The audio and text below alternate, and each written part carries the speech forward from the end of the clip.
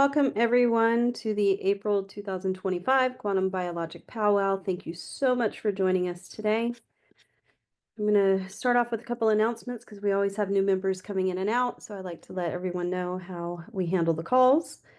You guys submitted questions to either speak live or to have the questions asked for you. We start off with the live speakers. We take questions as they come in, just like you were waiting in line as you submitted them. So we start with the live callers. If you are in a foreign country and it's late for you and you need to get to bed, please message me, let me know. So if you're a live caller, I'll get you up to the top of the queue. I'm Team Cruz in the chat. And then we move on to the questions that were submitted. And again, we take the ones as they come in, submitted as they're in order.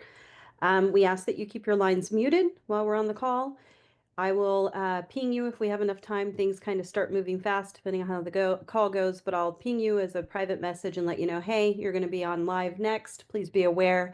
Please listen for your name so that we can move through the callers. These calls can be long at times, so we like to move through. You can message me questions as we're going through the call. I will answer as I can. Again, you guys submitted prior to. The reason why you submit questions prior to is so that we can go ahead and review the questions before we get them on the call to make sure that they are viable and actually appropriate for the Q&A. If they have been reviewed and have been either deemed as a question for the forum or to schedule a consult, they will not be addressed today on the call, and you've received an email from me. So check your email, see if you have an email in there. If you submitted a question, if you have an email in there, your question will not be addressed on the call, and we give you a direction to get that question answered. And with that, we're going to go ahead and get started. And I'm going to pull up the first live caller. And unfortunately, the first live caller, you go on right away. And that is Allison. Allison, if you can go ahead and unmute your line, we will get going with you. Thank you so much. Good afternoon, Dr. Cruz. Good afternoon. Good afternoon. My first question is around virtual reality and metaverse. There's some companies already pushing out, even for creators. My question is around the long-term implications of that, whether it's like social media or internet is going to be unstoppable. And we know that nothing is all bad or good. So what is the good of metaverse? How can we take advantage of that?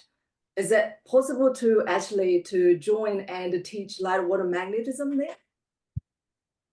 I mean, I guess you could, but I look at the metaverse and virtual reality spaces kind of the way I look at processed food. Pretty easy decision to avoid it. Yeah. So am I interested? Nope. No thanks. Not for me. But, you know, you can go have your Big Mac if you want. Absolutely not interested in Big Mac. You know, we all are using social media right now to teach. One question in my mind, if it's unstoppable, can we use it to our advantage some stage? Yeah, I mean, you're seeing it right now, but how you use it is the key. I think just because it's available doesn't mean it's useful. If you want me to be very frank, yeah. I posted this week on a Facebook group that several of our members are part of, and I don't post in there very frequently because I find the quality of the post is dragged down by the IQ in the room. And it turns out the people that are in there, there's generally some people that are really trying to learn, but there's a lot of people in there shilling really bad fucking ideas. And here's the funny part. I have this fundamental belief that if your dopamine level's good, your melatonin level's good, you're minding your circadian biology, you're not going to be subject to the bullshit going on. Like, one of the things they try to drag me into this week was one of my former members that a lot of people know, Matt Maruka, is now starting to sell these sunglasses. And he's taken a shitload of stuff for it. And I basically just told people, I said, look, I told them 10 years ago on the beach in Mexico that if you start to sell products that really humans don't need, that 99% of those products fall by the wayside. And that kind of goes to the question you're asking me. If the product is deemed worthwhile, the marketplace will say this is a good idea. If the product sucks, then what's going to take a beating is probably your pocketbook, and then probably the reputation that you've built up over a period of time. Ultimately, you get to decide how you spend, I guess, your money and your reputation. So I look at it very, very differently than I think a lot of other people do.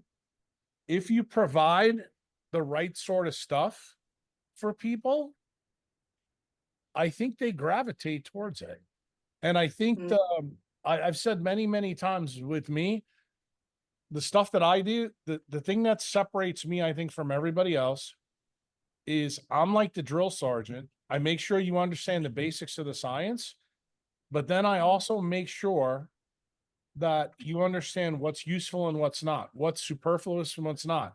And you do that by teaching people how to think by first principles. First principles is decentralized thinking ability. And the one thing that I can tell you in a blue lit non-native EMF world, where everybody, as you said, is doing social media, I'm going to have an unending source of people that need this because they don't even realize that the way they're consuming content is actually shifting their hemoglobin from +2 to +3.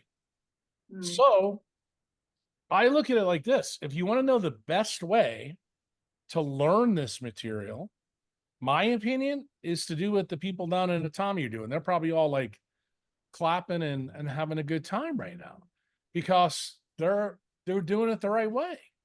I don't think sitting in your living room in fucking California is the way to do it. You know, but there's a lot of you out there that seem to think that's a great idea. I don't. And I think when you create content for people and you create sources, like there's certain people that do better with videos, certain people do better with blogs, certain people do better with you know, live going back and forth. Some people do better even on Twitter. To be honest with you, it depends what your modus operandi is. And my modus operandi, I don't think it's what any of the rest of people's modus operandi is, to be quite honest with you. I'm not competing against them. I'm actually competing against the way you think. That's really what I'm doing. And when I prove to you that the way you think is a problem, that's actually where the value's added. Like your question's a perfect one, not to beat you up. I think it's a shit question, but I decided to let you ask it. Why? Because I don't think you realize that the way we consume media, just the way Marshall McLuhan said it a long time ago, it's just like processed food. It's just like supplements. It's just like junk food. And the truth be told, I answered the question the way I did, not because of your benefit, because of all the other people that are going to listen to this, because they need to hear it. They need to understand the way they're consuming content and media actually matters. And the problem is Marshall McLuhan lived his whole life and talked about it the whole time and basically said that the content actually changes and consumes you. I want you to think about that for a minute and then maybe go re-ask your question to yourself in the mirror and say, why did I ask that question? See, that, if you want to know the truth, that's the lesson for you in your question. And, you know, there's probably a lot of people looking at their emails from Christy. Why didn't I get my question asked and this and that? Maybe it's because the question sucked. Maybe it's because the question is a consult and we don't want to waste everybody else's time. Maybe there wasn't even a question. You just listed methylene blue, oxidation, hemoglobin, and you thought that was going to be good enough to get you on the call. I got some bad news for you. I warned you guys a couple of months ago that Uncle Jack was going to stop that bullshit. Like, it doesn't work. I think the Q&As, my opinion, this is my opinion. I think the Q&As are the most valuable part of membership. I tell everybody, if you're A silver member, you should upgrade to gold. Why? Because the times that you get to interact and talk, you have an opportunity to be a scalpel through the screen and ask things that like cut to the core. And the thing is, if you're doing it on your own end, like we've seen it on the forum, I decided to change my tact on the forum. When somebody asks a good question on the forum, I go all in. I give them more than they could even bargain for. Why? Because I want them to know they've got to go further. You know, it's kind of like when you're a doctor and you're drunk driving and you kill somebody, and the judge says to you at your sentencing, you should have known better because you're a doctor. More is expected of you. Well, guess what? The same thing is true at membership. Like if you've been a member for 10 or 12 years and you ask me a question, hey, can you tell me about, I don't know, why this diet's a problem? I'm going to fucking absolutely go nuclear on you. No question about it. But when you ask me the question you asked me, and the reason I decided to keep it in, because I kind of knew where you were going with it, but I knew you weren't going to like where I was going to take it. But I think everybody else that's going to listen to this, actually, it gives them something to think about. Why? Because how they consume content, in my opinion, really does matter. And it matters at such a fundamental level that you don't realize the way you consume it actually shapes and sculpts not only the way you think, but also the way you live your life. Thank you. Thank you very much. I'm intuitively so against to it because it's just not real. Like what we're teaching about is nature, really connected to nature.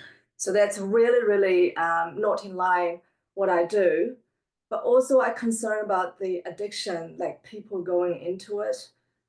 Even social media, people spend so much time on it. And this metaverse is going to be another level of experience. It's going to be more addictive. So that's what I'm. Oh, that's because people have boring lives. People stay Yeah. in their house too much.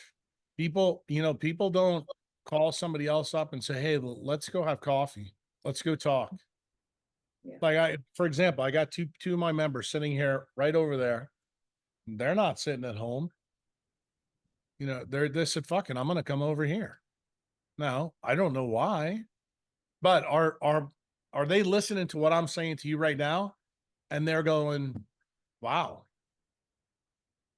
Like there's a benefit to actually seeing something come in. Like when Tom came in today, he's like, fuck, Jack's listening to Pink Floyd and it's all loud. Then he puts another Pink Floyd album on. Why? I'm getting ready. I'm getting my mind right so that the beast in me is calm so that you guys don't upset me. Because I know that some of you are going to upset me, but you're not here to upset me for the wrong reasons. You're here because you want to learn. You want to learn the things that you need to learn. And that's why I said, when a question, I think, has both a positive and negative connotation, I like those questions because I think we can learn and everybody can learn from that. That's why I don't run away from questions that have that negative connotation. But I want you to understand when you ask me a question like that, that tells me that you don't understand the real purpose of the medium. And I think I get this all the time. It's podcasters. I'm sure Christy's hair is going to fall out when I say this, but I don't give a fuck how the audio sounds. I don't give a fuck about the video. For me, the content is always the king. But you would be shocked at when these guys come to my house and they literally spend 2 hours. Like Breedlove's team spent 4 hours doing their setup.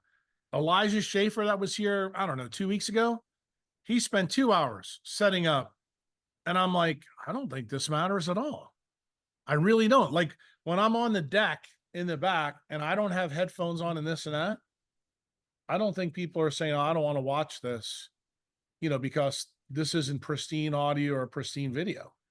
In fact, I'm going to tell you that's a consequence of how people are consuming media. When people make that critique, that tells me that they're being consumed by the media way too much. The message is by far the single most important thing. And if you're getting the message, like, why am I popular right now with every podcaster in creation? I'm turning down, for every 4 people that ask me to do a podcast, I turn down 3. Do you know why? Because who they are and what they say to their audience actually matters to how you guys are getting the content. Like, I've gotten this criticism specifically about Tucker Carlson and Rogan. Why did I tell them both to fuck off? Because they are part of the problem. They're the Fabian system. They're the global elitists. I know that none of you know that. But when people say to me, like I just had somebody say to me this week on Twitter, why do you keep going on these podcasts that have such a small audience? I said, and I tell people, why do you think that I need a big audience? Like, do you think the message sucks that bad? Let me tell you something. The thing that you'll find out, go to these new podcasters and look at them. Look at all the videos they've done and look at the one I've done. It's always got the highest numbers. You know why? Yeah. You know why? Because the content resonates. That's the key. So when somebody has an opinion about what I should or shouldn't be doing, just remember, I started doing this 20 years ago. I give 2 fucks what you think. I'm going to continue to do what I do. Why? Because I'm looking for the right people. Not everybody. I say it all the time. I'm not everybody's cup of tea. And you know what? I like that. I want the people who are going to dig deeper and go further and don't stop because, oh God, there's some wind. There's some wind in the Q&A. I absolutely love that about you, Dr. Cruz. So the next question is, you mentioned in the podcast with Breedlove that your teak deck is grounded. So I thought that timber is an insulator, not a conductor. We have Yeah, a depends deck how you as build well. the frame. Depends how the frame. Okay. So can you explain how you make the timber grounded? Well, you basically infuse it or make sure there's metal inside of it. So if you look at my deck, it's got metal over the top of all these corkscrews that were put in. That's the reason why it costs so much money. So there's ways to do it. Just like, for example, most people who are my members know that windows suck, right? But guess what? If you put quartz in the window, you just took a shitty situation and made it better, right? So think about everything in your life that way. Like, how can I make my clothing better? Take your clothing off. Okay. I don't have a man in my life. Okay. Well, then don't live in Los Angeles or fucking Florida. How about you go live at a place where all the mitochondriacs are, or vice versa? If you're a woman, say, I'm looking for this and that. Okay. Then why are you spending your time, in a barrel filled with people that are Warburg shifted? I mean, do you understand what you're picking from? Like, if you want to have port wine, you don't go to a red wine, I should say a white wine store. And unfortunately, that kind of level of thinking, we actually have to discuss it. And the reason why is because I don't really think until that podcast that I just did, like, I'll be the first one to tell you, like Robert Breedlove, because he's a Bitcoin guy, I thought the podcast sucked, if you want to know the truth. Why? Because he left so much on the table. Like all the stuff that I said to Nick Jacombs, that should have been in Breedlove's podcast. When he spent, 5 hours setting the fucking shit up. And what do we talk about? We talk about esoteric bullshit that doesn't matter. So,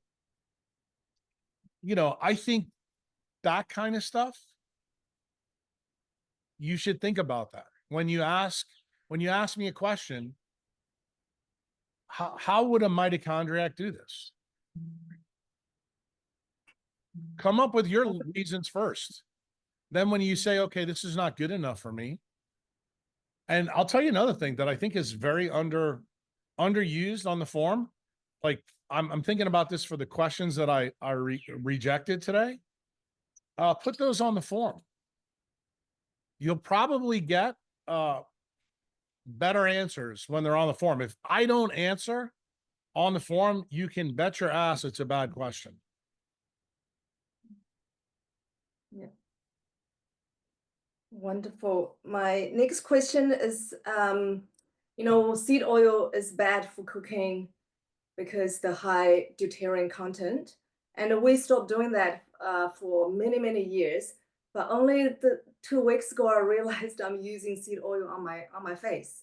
For example, hemp, rosehip, they all seed oil. So, and then I went to search for better alternatives, and then I found tallow, and it's been used for civilization for 1,000 years. So I thought, oh my gosh, I found something wonderful, and I bought some organic, 100% organic and grass-fed portal. So I'm going to make myself.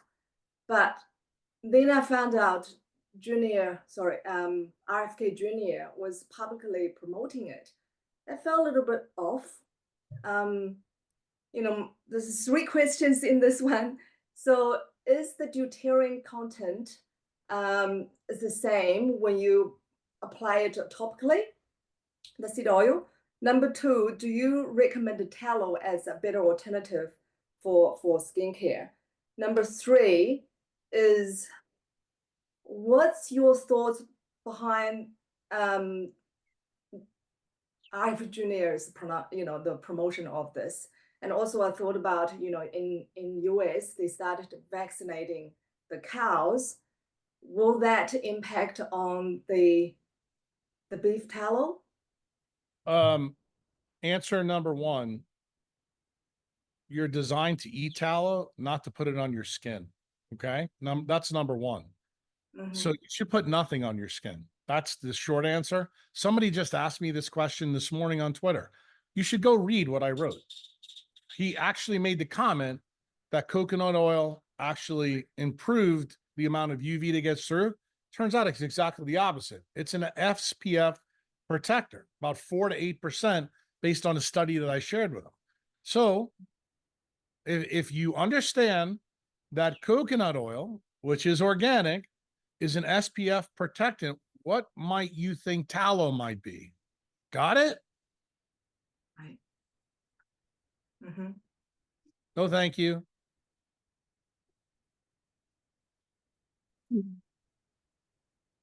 Okay. Okay. So what about the vaccination part? What So does that part affect of the it didn't you quality? get? I told you that you're not supposed to wear it. So who cares about the cows? If your cows are vaccinated, your food's vaccinated, you're fucked. Simple. It's not a good situation. So you don't use it for cooking either, or do you? No, I remember I live in El Salvador. I don't live where you live. I Mm. don't have your problem. Got it? I saw that problem coming a mile away. But I will tell you, do I buy my meat in places like Costco or Sam's? No, because that's where all the meat's getting vaccinated.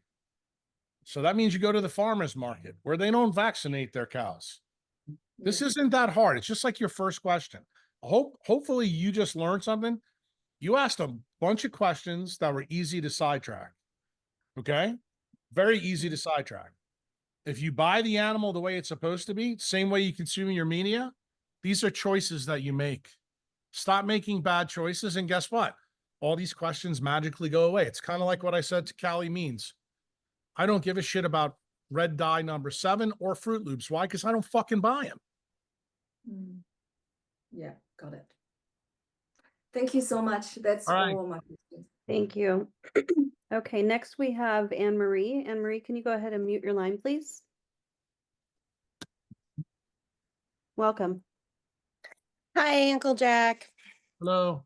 Hey, so I was gonna ask you when I was reading your blog about how the pulse oximeter wasn't working accurately, and you figured that out during COVID. And I tried to Actually, I reread. figured it out 20 years ago. I just had to teach doctors that they didn't know what the fuck they were doing. Yeah, I mean, I don't know. I saw then also that you posted on the forum. It's like it because I was using that to see if maybe I had sleep apnea without having to go to like a sleep center and do a sleep study like my centralized doctor told me to do. And it was sort of iffy. So I guess I was interested in that when I saw it in the blog, and I was trying to reread and understand the science. And then I saw you say, well, just go out in the sun and it doesn't matter. Your sleep Right. apnea will go That's the away. way to do it. That's the way to do it. That is So I'm letting, the same answer yeah, that I gave the first lady, right, the one I'm giving you now. Instead right, of trying to buy something, like you can go right. and buy the med hemoglobin sat ratio. It's going to cost you $500, $600, $700. Great. Yeah, But just do it the way yeah, nature wants you to do it. And guess what? right. You get sleep apnea. So I guess I'm just trying to say I don't want to ask that question anymore. I probably can't understand the science on it anyway because I tried rereading the blogs and it's just like I couldn't formulate what I wanted to ask you. So I realize it's not important. What is mainly more on my mind is that I just got home late Friday night, and I'm back in Chernobyl. And you're right. It is Chernobyl here. And Hold on, wait a minute. Can you say that again? it Because is you are it is fighting with me. Chernobyl here in Boulder. It is. I think You were fighting you're with me on your journal about that back and forth. And I you know know. what? It's important for everybody else to hear. I know what I was telling you was an inconvenient truth. I know that you don't want to hear it. I get it loud and clear. But do you understand why I had to keep punching the side of beef with you? It's the It's same okay. thing that I just told the other lady, that I want you to continue to understand that when you live in an environment, look, I just said this on Twitter literally right before I got on with you guys. And I said it to the Australian doctor. And I think it's important here. Like farmers talk about their land, they have to turn it over and they have to put potash in it. And we need more minerals because the land is bad. You know what nobody ever says? It's because of all the fucking trillions of EMFs that are in the atmosphere that the sun has to traverse to get there, which completely ruins the ground. Completely. So when you actually think about food, what I'm trying to get everybody to actually understand, how about we take a couple of steps back before food becomes food, when light hasn't slowed down yet, when the microbes are not all trashed, and then realize the real reason that we have to do the things we do to the places that we live is because they started doing this 75 years ago. If you really want to know why Boulder is bad, there are 7 military bases there. And you need to hear this because I know I've said it to you. I've had more members die in the state of Colorado. Now I want you to do a hard stop and go, this doesn't make any sense. Why? Because Colorado is supposed to be the healthiest state. Colorado has 300 days of sun every year. And then do a hard stop and say, why is this happening? Because the silent weapon, silent war is actually in your territory. And it's in your territory because the guys that are using it, they love your state. They love it. They built most of their big systems in Colorado. So I want you to understand why Colorado is a problem. I'm still okay with you living there. But what I don't want you to say 5 to 10 years from now, when you come down with your cancer or you come down with something else, well, the doctors never told me this. If they would have told me that, I would have done something about it. Because I'm going to tell you, when I tell people the truth about stuff, I know that the first 9 times I say it always pisses them off. But guess what? Ultimately, you've got to understand what the relationship is to your mitochondria and how things operate. And once you get it loud and clear, this is the reason why, I can tell you on several consults this week, I've actually talked to somebody this morning about this, that the single greatest thing you can do is what you've already done. you actually picked up and left Chernobyl, went to come to a different place, and you're like, okay, I know there's a difference. Now I do know that Colorado's a problem. I don't have to fight with Jack anymore about it. Now, what's the real big problem? Okay, fuck, how am I going to handle this? You know, this is a big deal. Now that I know it's a big deal, okay, this is going to definitely change my life. Guess what? Those are the questions that, if you want to know the truth, I think really matter, because if you think you're the only person on this Q&A that's got those questions, you're wrong. I can tell you you're wrong just from talking to people the last week and all the consults. They're stunned. And the thing is, many of them don't have the availability to come to a different place. And then you're fortunate. Why? Because when you came to a place, you saw the difference. What happens to the people that will listen to this that have such bad electromagnetic scars in their body and their organs that they have to stay there 6 to 12 to 2 months, 2 years, 3 years to get a move for them? Guess what? They leave in 6 months and go, Jack was wrong. And then they go back to the Netherlands. Well, I was never pissed off at you at all that back and forth. I guess I just was trying to, find out as much as I could more specifically. And I did message my building biologist and I said, "Do you have meters that can kind of measure some of these military frequencies so I can see?" And he was just like, "Well, ask Jack.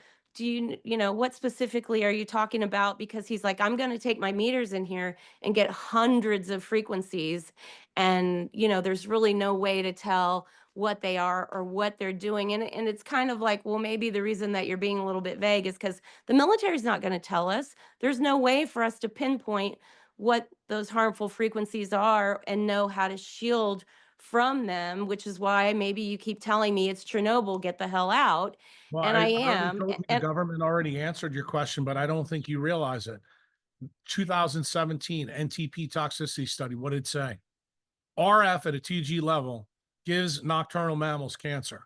How much fucking more do you need? You show me any Yeah. fucking place in Colorado right now that's 2G or below, and I will kiss your tan ass. Sure. I don't, I'm not really sure because I don't even feel good when I go to the mountains, and I'm not, I'm not sure that even that would be safe. So I've given up on Colorado and I am coming back to El Salvador for a couple of months, and then I have to be back here in July. But I'm looking at, longer term, and it is really really hard to like just uproot your whole life, and when you have a family, and you Oh, don't trust me, necessarily have the money to do that. It's tough, and I'm working I on get that. it. And those are my main questions. So maybe I don't really have a question right now. It sucks because I came home and it's like these readings that I'm getting are worse than when I left. And there's like 2 dishes on my neighbor's house.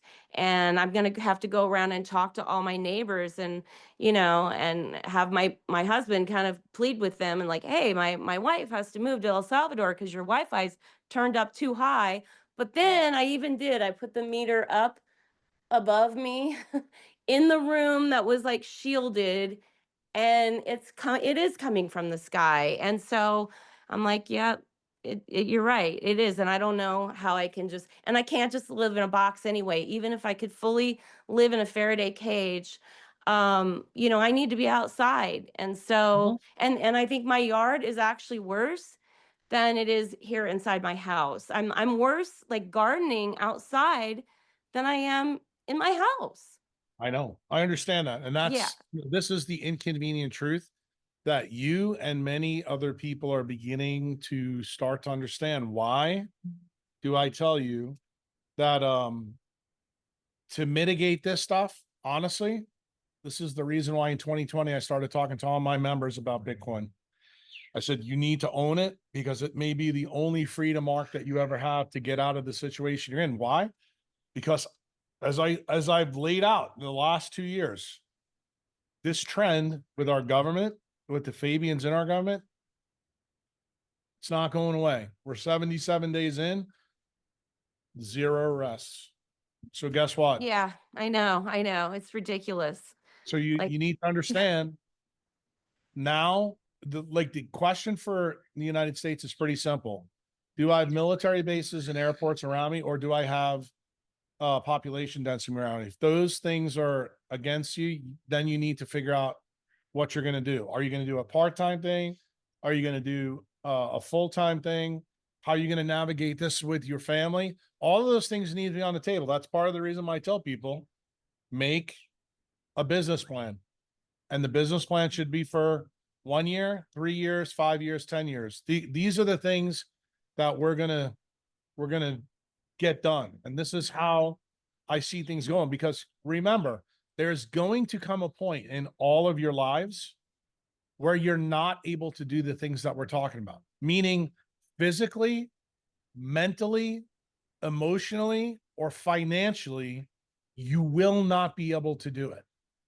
Okay. And if you don't get out, when you have the opportunity to get out, like I'm going to tell you something that this isn't particular to you because you actually made the move.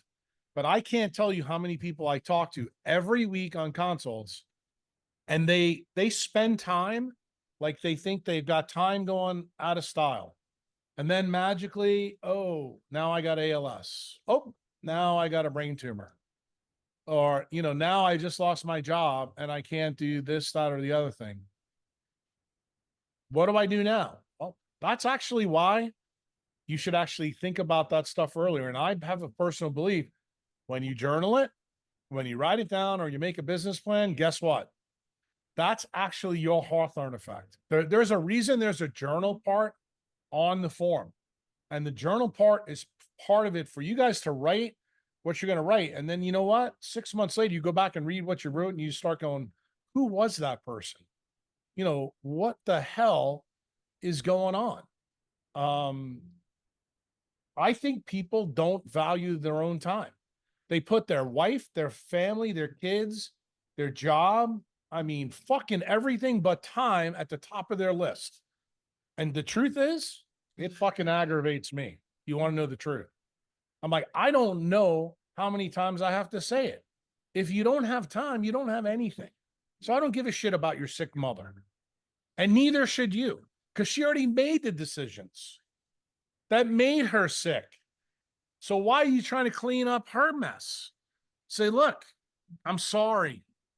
But I can't do it, because if I do what I am inclined to do, Mom, I'm going to wind up like you, except when I'm fucking 50. mm, Got it?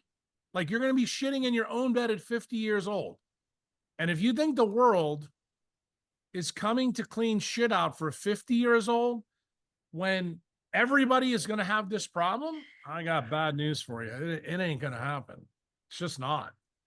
So I think you have to put some fire and some brimstone in your own treatment plans. And I don't think any of you are really good at that.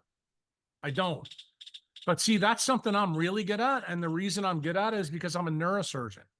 I see people die at all different parts of their life, and they die in ways that kind of would shock some of you. Most people never see it coming. Oh, I've seen it coming my whole life, and you know, I appreciate everything you have to say, and you know, you can give it to me as hard as you want. I don't care. I'm not I'm giving it here to to you at all. learn. You actually learned the key lesson. Actually, this isn't giving it to you off. You think this is giving it to you, girlfriend? No, I didn't mean now. I meant like on the You forum were or getting it whatever. Like before. people are like, he's just gonna keep punching you in the mouth. I'm like, fine, bring it.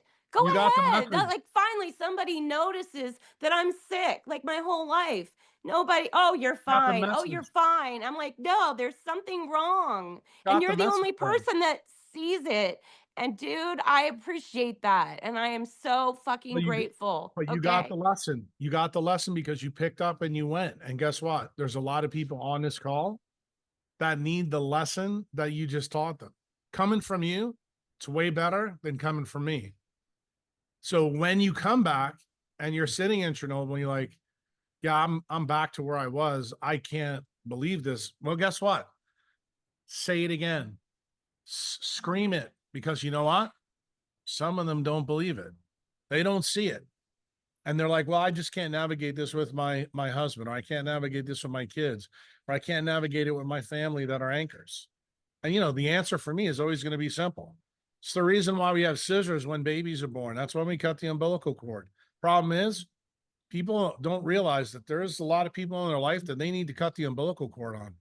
And the thing is, once you do cut the umbilical cord, guess what kind of happens? That's when, here, I'll show you what it is. See that right there on the wall? See it up there? It's when you fucking jump without wings. When you start to realize that the only thing that kept you away from doing shit is because you were scared. That's it.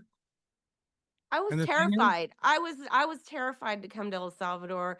I don't speak Spanish. I don't go to third world countries and travel around, and certainly not stay by myself in places with, scorpions and, God knows what. But I did it, and I'm glad I did it. And I got stuck with this Airbnb right in front of a cell tower, and I had just had to cancel it and lose the money and scramble around all day in a Tommy until I found a good one. And I did find a good one. And I worked out a deal with the owner after I was there for 12 days, and I was a good tenant. And I told him my budget, and we worked out a deal. And I'm coming back for 2 months and maybe for a longer term after that. So, I mean, I am a savage. I did it. I was terrified, but I did it. I faced my fears. and now For you know the anybody else truth. who's scared out there, you can do it. And that now you know the truth. That's the most important part of the lesson. Now you know why you're not crazy. Now you know why the world that you lived in Colorado was crazy, because it's the thing that was harming you. That's it. Now you have to do something with that information. Yeah, I mean, not just Colorado. I mean, it's everywhere I've been. I got this probably as a fetus because of my mother's mitochondria being damaged by my grandfather's ham radio operation and all of that kind of stuff. I don't know exactly what it came for, but I mean, I was messed up from the start, and it can't just be all trauma because I've done so much trauma therapy, and I'm sure that's part of it, but there was something else there, and you have the answer that explains all of it, and all these people on these Facebook health forums for Lyme disease and MCAS and mold and all that stuff.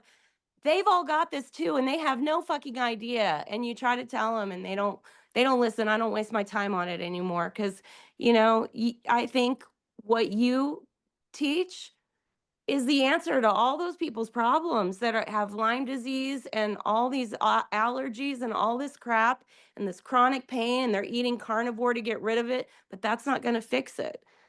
Because now they can't go to the bathroom, and they're like, well, I haven't pooped for weeks. And, like, because you're eating only meat and nothing else and still staying in your bad blue light environment, probably, right? It's not going to fix it.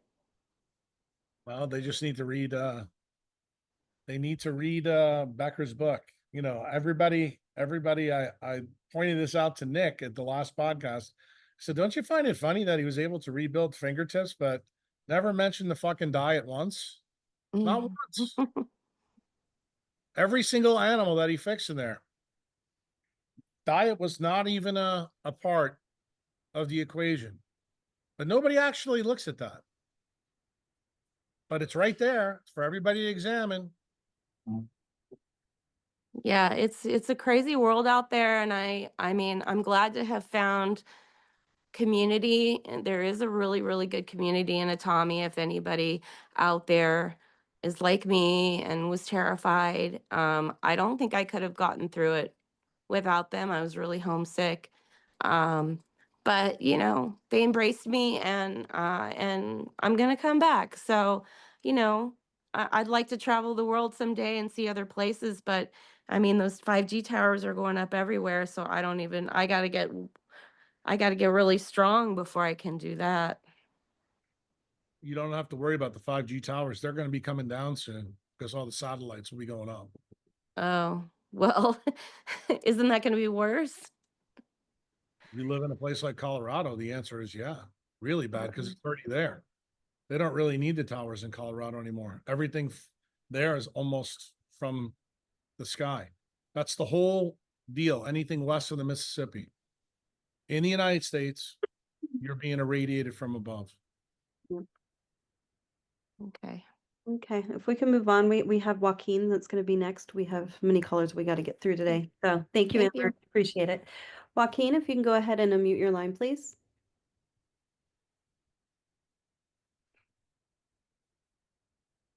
Okay, we'll move on to Terrell. Terrell, are you on the line? Yes, I am. Oh, there you are. Welcome. Hi, thanks. Yeah, so Jack, we've all been getting googly eyes looking at your house. So my question is, since a house is or a home is fundamental to health and wealth and sovereignty, other than zip code, what is the most important quantum bio principle for a house? I'm going to tell you that I disagree with your premise in the question. I think your house is not something that should be part of your DNA. I think your house, you should look at as something that you just use for your shelter. Most important part of your house is where you sleep and put your head down every night so that you can regenerate. The rest of your house, as Anne-Marie just said, is a detriment to you. Why? Because it brings you inside the power grid. So I think the most important thing for a house is to make sure that you have enough space around your house. So I'm a big fan of big parcels of land, a relatively modest house that brings the outside in. And when you think about like the things that I think are going to happen in the future, which I just said to Anne-Marie, in the United States, it's zip code specific because if you're west of the Mississippi, you're getting pounded from above. That's not true in Central and South America. Might be down the road, but it's not yet. And not only that, the bandwidth that we have here is not the same as it is in other places. Do I think continental Europe has got the same risk of the United States? The answer is yes. But they're getting inundated with the stuff around them on towers, not from above. The same thing is true in Australia. The same thing won't be true in Africa. Africa's probably going to be pounded from above because it's too expensive to put the towers around them at global scale. Russia, they're not doing any of this. So that's going to be an outlier in Europe. Probably the biggest outlier in the world that I can think of, North Korea. I would tell you, I would love the opportunity to go examine some North Koreans because I got a funny feeling they're probably the fucking hardiest people on the planet. So I disagree with your premise. I think the big issue when it comes to a house is build your house so that it doesn't have that much comfort in it, so that you'll go outside. And if you do have the comfort in, like I'm looking right now, my white couch over there. Do you know the last time I sat on that couch? How long ago it was? Over a year ago. I don't do that. I spend most of my time in the yard behind me, but really the yard behind back there. Only reason I'm not back there today is because I didn't think that you guys would hear the Q&A because of the wind. And then I have a front yard. Front yard I don't spend that much time in. But I do like it a lot. Why? Because it sets the tone for the house. The house is about the lesson always being reinforced. Be outside, be one with nature.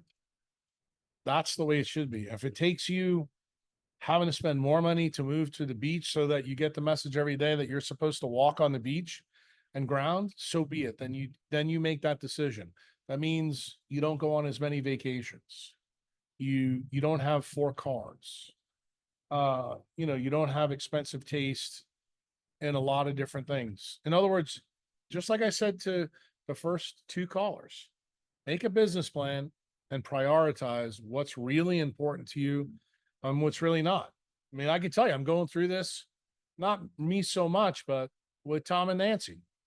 Tom and Nancy have had a very interesting El Salvador experience. They bought something that was small, right on the beach, right there, but it did not work for them. So they decided to do something different. Now they're doing something different. And I haven't said anything to Nancy about it, but I've said enough to Tom where he knows, okay, you need to think about that. It's you gotta take your wants, needs, and desires out of the equation and think about where you are in your life. Think about what you're gonna do and what's really important to you. Then stay true to that. Don't lie to yourself. You know, and if you got a family, I think it's more difficult because you got to bring the wife in, the husband in, the kids in. How is this going to work for the family unit? In my opinion is, especially when you have a family, I think the house should be adaptable because if you're going to stay in it, like there's a guy on Twitter that just asked me a question about quartz glass and he lives at the 52nd latitude. And I'm going, I mean, dude, if you're going to stay at the 52nd latitude, you need to fucking put quartz all in the house. Spend as much money as you can because it's about the only way you can make a house built at that latitude so that you can get the shitty light in. Then it becomes worth it to do that. But the real question that person should ask, why do I want to stay at the 52nd latitude? But see, remember, they're a Twitter follower. I give two fucks about what they think or say. I don't answer those questions that way on X the way I will answer it for you guys. You guys need to have the context to understand, is there a question I'm not asking here that I should ask? You know, what am I missing? I think you all heard that, the first person and the second person. Now you're hearing it again on the third person. So I guess now we got a trend going on.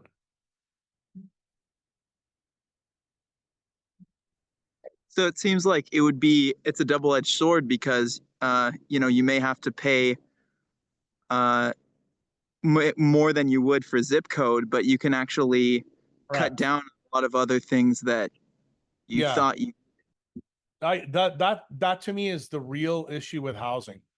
I think housing, the trend, and I'm looking at this globally, if I was to give somebody a real answer, should be a huge plot of land, small house, more outdoor space. And you can go remote if you don't want to be around people, that's fine. But you're still going to need a way to get to and from to do the things that you need to do. You know, and there's probably a person on this that's listening to it right now. I think Loudie's a good person to speak to this. She came to a Tommy when her husband was still alive, and a Tommy didn't work for her at all. And she wound up leaving and going to Costa del Sol, and she found something that really worked for her. And that's part of, the other thing about when you're going to pick up and change your life. Don't assume that because everybody else is doing it this way, that's your way. Have the flexibility that's built in to say, okay, I'm going to go do this and go do that. And it may turn out like it's turned out for Tom and Nancy, that they're like, look, this is just not going to work for us long term. This is like a big problem. So we got to do this and do that. I mean, Tom's a perfect one for you guys all to talk to. Why? Because he's built houses down here for some other members. Like if you get him in to the thing where you give him an unlimited budget, he's gonna fucking feng shui you to the nth degree. But he'll also tell you what it's gonna cost to build this, what it's gonna cost to build that. I mean, I can tell you, I don't mind sharing this with you guys. I'll never say it publicly, but Max and Stacy just bought a fucking absolute money pit because they didn't think about the things that you're asking me about. And like Max and Stacy come to my house and they're like, fuck, dude, why didn't I do this? Or why didn't I do that? I said, bro, I try to warn you about this beforehand. But you look, you can lead people to water, but you can't make them drink.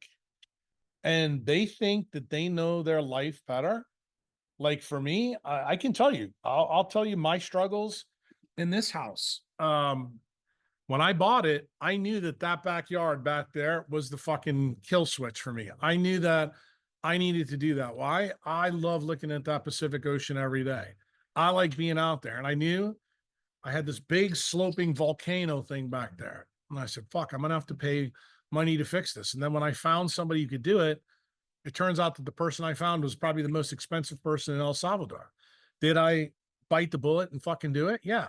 Now I will tell you, everybody that comes over to my house is like, dude, that's the best fucking part of the house. So for me, was that the correct decision? The answer is yes. Would it have been the correct decision, say, for Anne-Marie, for Christy, for Terrell, for, I don't know, Tiffany, anybody else? If you want to know the truth, I had huge fights with Chantel about it, huge fights with other people about it. And then now they come there and they're like literally not even 3 weeks ago, we had a whole bunch of people over, and guess where they all were? Sitting on my deck. And what did I tell all of them? Yeah, I was a prick about it. I said, why don't you go get off of my deck? Because it's my deck. You didn't want it. You gave me all kinds of shit about it. And they all looked at me and they just started laughing. That's, Terrell, the kind of thing that I want you to put in your business plan about your house. Like when I walked into this house, I knew immediately the things that I was going to have to do. Like, trust me, right now, I'm tearing up the whole fucking driveway and I'm doing it my way, fixing it. I'm putting stone down everywhere. I had to cut 3 trees out, actually 4, and it killed me to cut these trees down. I don't like cutting trees down, but I had to get the project done. And it turned out nature whispered in my ear that I made the right decision, because when I cut the tree down, what did I find out? One of the tree's roots were growing into my cisterna. So guess what? I would have had a huge problem with that tree. I've always wondered why that tree was always greener than every other. Now I found out he was drinking my water. So, and not only that, that's deuterium depleted water. So guess what? Big issue. But I think you've got to make the determination. Like the thing that I said to Anne-Marie, the stuff coming from above. In El Salvador, we don't have that problem right now. But do I know that that's a real risk in the next 10 or 15 years? I got a fucking grass roof above my head. So do I give 2 fucks about what Elon Musk and the globalists do? No, because I'm ready for it. So when you guys go to do your plans, think about that kind of stuff. Think about what's really important. Like, I think the number one thing, and I've said this multiple Q&As, in El Salvador is 2 things. People live too close together, and the dirty electricity problem here is really bad. The wiring here is just not good. And you're going to have to navigate that problem. There's going to be things like I had to do things just in the last 2 weeks that cost me a fortune to fix some of the problems that I knew was there. Did I know that the day that I bought the house? Yes, I knew that was a part of, the plan to fix it. Do I have really one thing left to do in this house before I'm kind of done? The answer is yes. Do I have another plan of something else that I want to do that's more about wants, needs, and desires? Yes. But does it tie into light, water, magnetism? Yeah. But I've got to figure out in my head, do I want to do that? Or maybe do I want to do something different? Those, like all of those things, they're in my head. And do I fight with myself over those wants, needs, and desires and what's best for the last 20, 25 years of my life? Yeah. And then am I thinking about the people that are going to be here after I'm dead? Yeah, I'm thinking about them too. They're part of that equation as well. Everybody's idea about a house is a little bit different. And I can tell you, as an old guy that's lived in multiple houses and built a ton of them, I always thought the next house that I was going to have was my last house. That is the stupidest fucking idea ever. And I realized that probably 10 years ago. It's just like the same thing when you say, I'm done buying cars. You're not. Just stop fucking lying to yourself. But the key thing is, when you decide, okay, this is it. Like, I don't think I'm going anywhere from this house at all. I can't build a better house than this anywhere in the world. That I can tell you. I know that for sure. So I'm going to have to mitigate as they change the world around me. Most of you can't do that. Most of you have to think about, okay, how are we going to buy this house? I gave you my basics. My basics are huge lot, small house.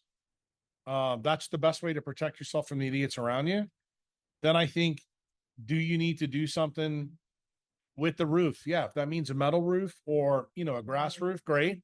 But remember what that means maintenance wise. So several of you are like, yeah, I don't make that kind of money where I can pay somebody to come do the maintenance. Well, put that into your plan. Think about those things. And it may make sense then for you to say, well, fuck it. I'm going to put a metal roof in. I'm not going to do a grass roof. Why? It'll cost me more initially, but I don't have to do as much maintenance because those roofs last for 50 to 100 years.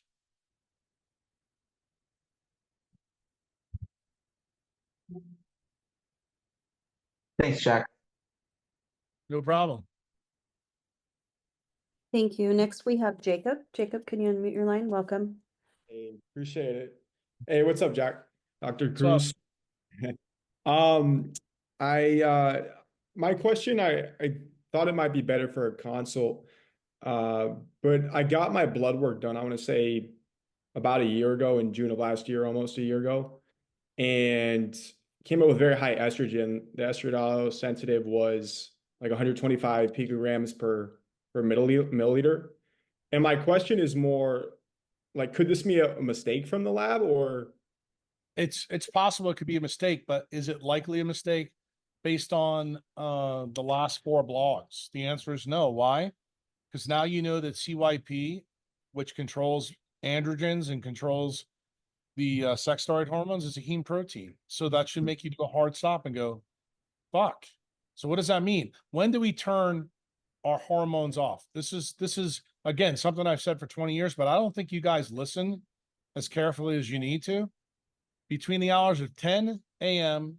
and about 3 p.m., UV light turns off your sex steroid hormones. So when do you make it? You make it at sunrise when the red light is the strongest. Why? Because the heme protein covers it. So I want to do another hard stop with you, young man. Why did you always hear me say, always see the sunrise? It's the single most important thing. Why? Because it turns out that CCO, cytochrome C oxidase, is a heme fucking protein. And you can't do what? You can't fat burn unless that hormone is fixed every day when you wake up. So what am I trying to tell you? It's the same story again, and you don't realize it. So instead of thinking it's a lab mistake, and since it's a year ago, to be honest with you, it's fucking superfluous. It doesn't matter. What you need to realize is a year ago, were you seeing the sunrise? Were you getting out for 8-10 hours a day? The answer is no. And I knew that's why I let your question in, because I knew this was going to be important for people to hear. It's the heme protein story slamming you right in the face again. Like when I tell you that most people need to be out 6 to 8 hours a day, the answer is yes. Do I also know that what I just told you is not congruent with the way humans live their modern life, with jobs, with families, with everything else? I get it. But what do I want to tell you? This is the reason why young guys like you can go out and fuck like rabbits and not get girls pregnant, because 50% of you infertile. The flip side is, why don't the girls have to worry? For the same fucking reason. Like when you have 50% of people with upside down PGE2 ratios and testosterone's in the toilet, the answer isn't going to the doctor to get placed on testosterone, or you going to figure out, we have PCOS. Like, for example, on the form, just in the last 2 months, like several female patients or members, like I'm only 5'2" and 119 pounds, and I just got told I have PCOS. Because remember, what everybody thinks PCOS is some fat chick with a mustache that goes all the way down to her pubic bone. No, that's the way it used to be when I was a doctor 35 years ago. Now you can look phenotypically like a hot chick and have PCOS, and you're infertile. Just like you can look like a nice looking guy and your swimmers don't fucking work. Like When you jizz, yeah, shit comes out of the end of your dick, but it doesn't work. So you have to realize that what is the thing on the blood test that actually gave you a clue that you may have a swimmer problem. The estrogen being high is the key, because it turns out with men, for your swimmers, the tails to work, your estrogen can't be high. So what does that mean? Guy like you, the answer there is you probably need to have more time, 10-3. But the real answer is, is your heme proteins all shifted from +2 to +3? Most likely answer, based on the first 3 people that I've talked to, that's it. That's the real answer. And then when you layer on the stuff that I've been teaching you in the blogs now, like I'm coming out and fucking punching all of you in the mouth. Your fovea uses a Warburg metabolism. Your balls and your ovaries do. Why? Those are places where cells turn over constantly. What is nature trying to tell you? You need to be hypoxic with low oxygen tensions in those areas for them to work really good. So guess what the problem really is? All those ladies cruising around with their breast cancer that have all these estrogen positive things, bro, those titties are never out when they're supposed to be out. The Lance Armstrongs of the world, why do they get the seminomas? For the same fucking reason. So guess what? You as a young man, you can go back and redo your bloods if you want. But the smart move is to listen to what I said to the first 3 or 4 callers. The message is get your environment right before you waste money on blood tests. Because you want to know the truth? All of you right now can do blood tests. I know they're all fucked up. Why? Because all of you live in a shithole. And it takes you what you heard Anne-Marie have to go through to find out that Colorado was as bad as I said it was before she knew it was. She had to physically go to El Salvador where she was scared shitless and got bit by ants and mosquitoes and scorpions and all the other bullshit she was worried about. But guess what? She went home and she knew something. She's like, I now know something that I didn't know before. And if Anne-Marie said to me, Jack, should I do labs every 3 or 4 months? The answer is no. See, I used to do that. I used to get labs done all the time. And then I started to realize the labs were fool's gold. They were not going to give me the answer that I was looking for. Why? Because it turned out the environment that we all live in is that bad. It's not like the 1960s, 70s, or 80s, or 90s. That's when I grew up. That's when, when you were 17 to 25, you had to worry about dumping in a girl for having babies. Just like they had to worry about giving it to you for the same reason. Well, guess what? Now, to be honest with you, if you're 15 to 25, like if I had a daughter now, I wouldn't even worry about it. That's fucking scary. That's scary. And it's amazing to me that people don't realize that a 50% infertility rate is kind of like accepted. And literally this happened in the last 30 years.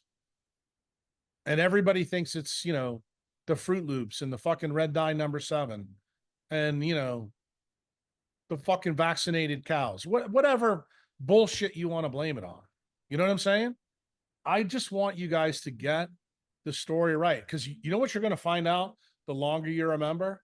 That the same fractals that I taught you about something else are playing a role in your condition. That's the reason why I let your question through, because I knew we were going to talk about the AM sunrise and the heme protein. Remember, every night you go to sleep, you are designed to be hypoxic. Why?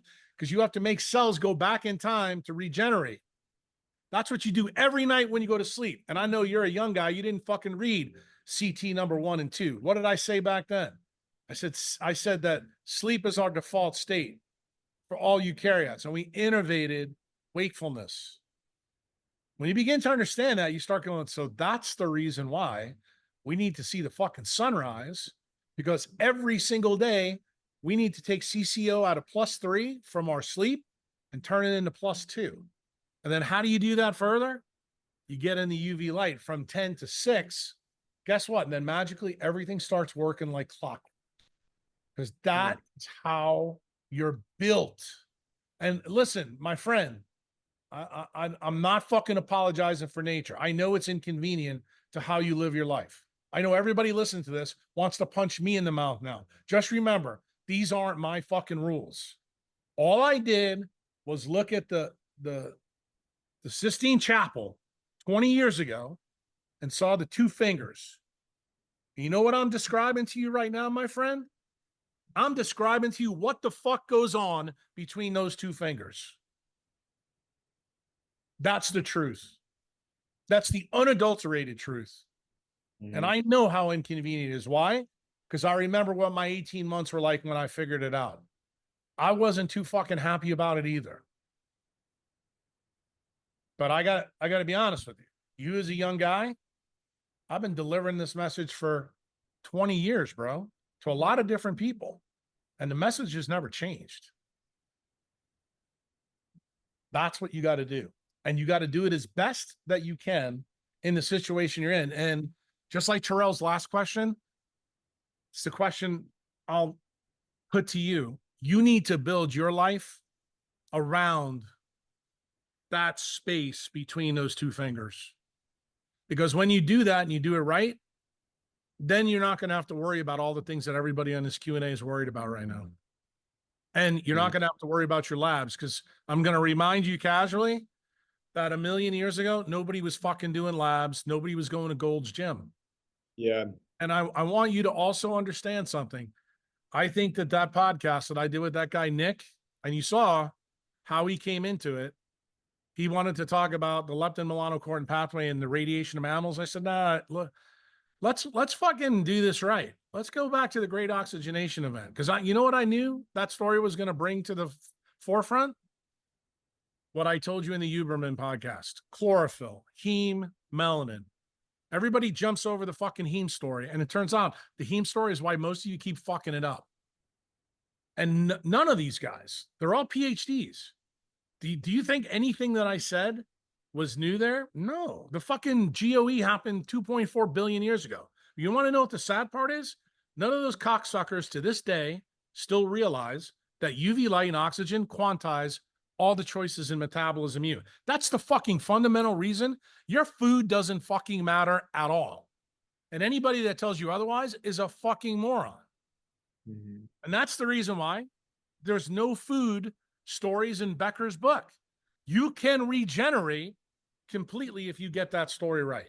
Like any disease all of you have, I'm going to tell you yes. Now, are there going to be some people with electrical burns or magnetic scars and different organs that are going to take you longer than you want to know? Are there even some of you out there that might not ever get better because you didn't get the message too late and you stayed in the fucking UK French fry in your brain? Yeah, probably. But I'm always going to point out to you the stories of people that waited too long, like Loudy's husband. But what did he do? He lived longer than anybody else with his disease. But you know what he really did? He saved his fucking wife by bringing her here. He knew something that most of you don't know. This was the right place. She didn't even know it. Took him dying for her to figure it out. I don't want to see any of you have to go through what she went through. Learn the fucking lesson. Just like Anne-Marie had to learn it. She had to come here and deal with her scorpions. But I want you to learn the lesson. Remember what I said in the last couple of Q&As. This is for you specifically. Learn the fucking lesson from that estrogen lab so that you don't have to worry about your future wife with ALS. You don't have to worry about scorpions. You don't have to worry about Colorado military bases. You don't have to worry that, you know, your wife is an idiot and is cheating with 3 men. And you made all these decisions to stay and have kids with this fucking asshole. And then poof. Yeah. Look, there's a lesson in every story. I said this on Twitter literally last night. I said, I posted a picture of a young kid, and I never told anyone on Twitter the story. This kid's spine was transected. He fractured his sternum. He was 18 years old. He had diabetes, type 1. And it's a very interesting story. But everybody in the hospital wanted to transfer him. And I said, I can't transfer him because the longer he walks around with this fucking spine, he's going to tear his aorta. He's going to die. And I said to his mother, I said, look, I'm going to have to do the fucking craziest thing ever. I'm going to have to relocate your son's spine while he's asleep on the table. And everybody in the room is going to fucking freak out when I do it. And I said, there's nobody else in this city that has ever done this before. I said, I've done this 4 times at Charity Hospital. And she looked at me and she goes, is it going to save his life? I said, your son will not die. I said, but it's got to be done this way. And everybody around here doesn't want to do this because they're scared fucking shitless. Let me just tell you something, son. When you know you're fucking right, you go all in. Your labs are telling you something. Yeah. You need to wake up to that. When you wake up to that, then you're a fucking savage. That's what these Q&As are about. Seeing the lessons in everybody else's case and just say, oh, well, that's them. That's not me. Well, that's true. I agree with that. But you can still learn. And the better you think as a first principle thinker, the better off you'll be.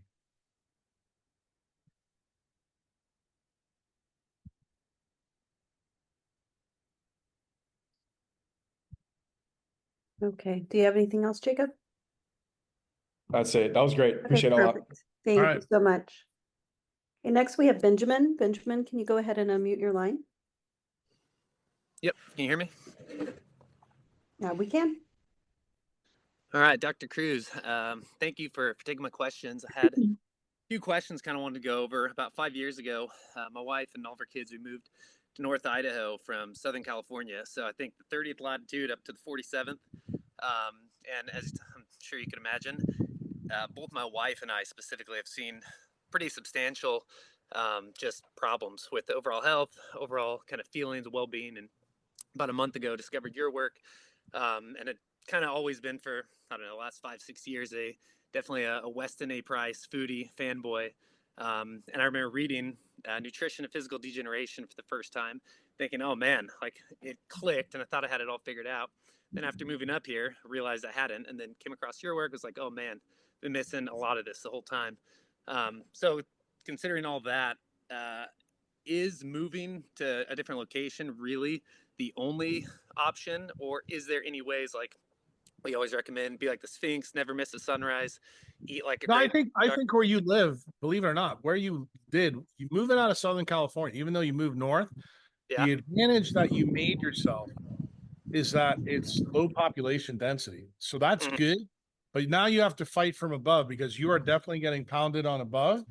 And the good thing about Idaho, not a lot of people are going to live there, and you can buy big land and make it work. The problem's going to be, how does your heteroplasmy rate respond to that? That's the key metric. And like, if you've made the move from Southern California up to a higher latitude and you've got worse, I think nature's already whispered in your ear, meaning that you probably need to reconsider your program. But your basic question, I actually agree with. I think people can still live at a high latitude as long as their heteroplasmy supports it. But what people I don't think realize, the number one risk is what they do for their day job. Their day job, my risk, like that's what fucking killed me. And when you find out that that's what the killer is, if you know that you have a high heteroplasmy job, bro, that's when you got to make a decision. Like I had a conversation with somebody this morning I did a consult with. I'm like, look, you got the metric where you can fucking go move anywhere you want. What are you doing staying where you're at? I mean, most people would kill to have no tether, you know, no significant other, no kids, and a job where you can go pick up and go. You know, then you have to realize there's demons in their head, you know, too. Oh, mommy and daddy and, you know, creature comforts. I like Starbucks coffee and Netflix, you know, whatever the fuck it is. I mean, you just have to register that. And I think as long as you're thinking about, like, you already got the diet part down. That book, in my opinion, one of the best books ever written, but not for the reasons that Sally Fallon taught you. It's for the reasons that I went up there and taught them in Vermont in 2016, because every picture showed them outside. That was the real message of the book. But So yeah, you think that it was light that was like even affecting the narrowing of the no palate, doubt, the nasal cavity, no everything? doubt. No Okay. doubt. All mid-face growth is tied to the biophotons that create. And when you're out in the sun, dude, this is all regenerative current of Becker. This is Becker 101, bro. No question about it. Okay. Specifically as far as, so one thing that I didn't know until we moved up here was at this high northern latitude between November and February, our body's not producing any D3 from the sun.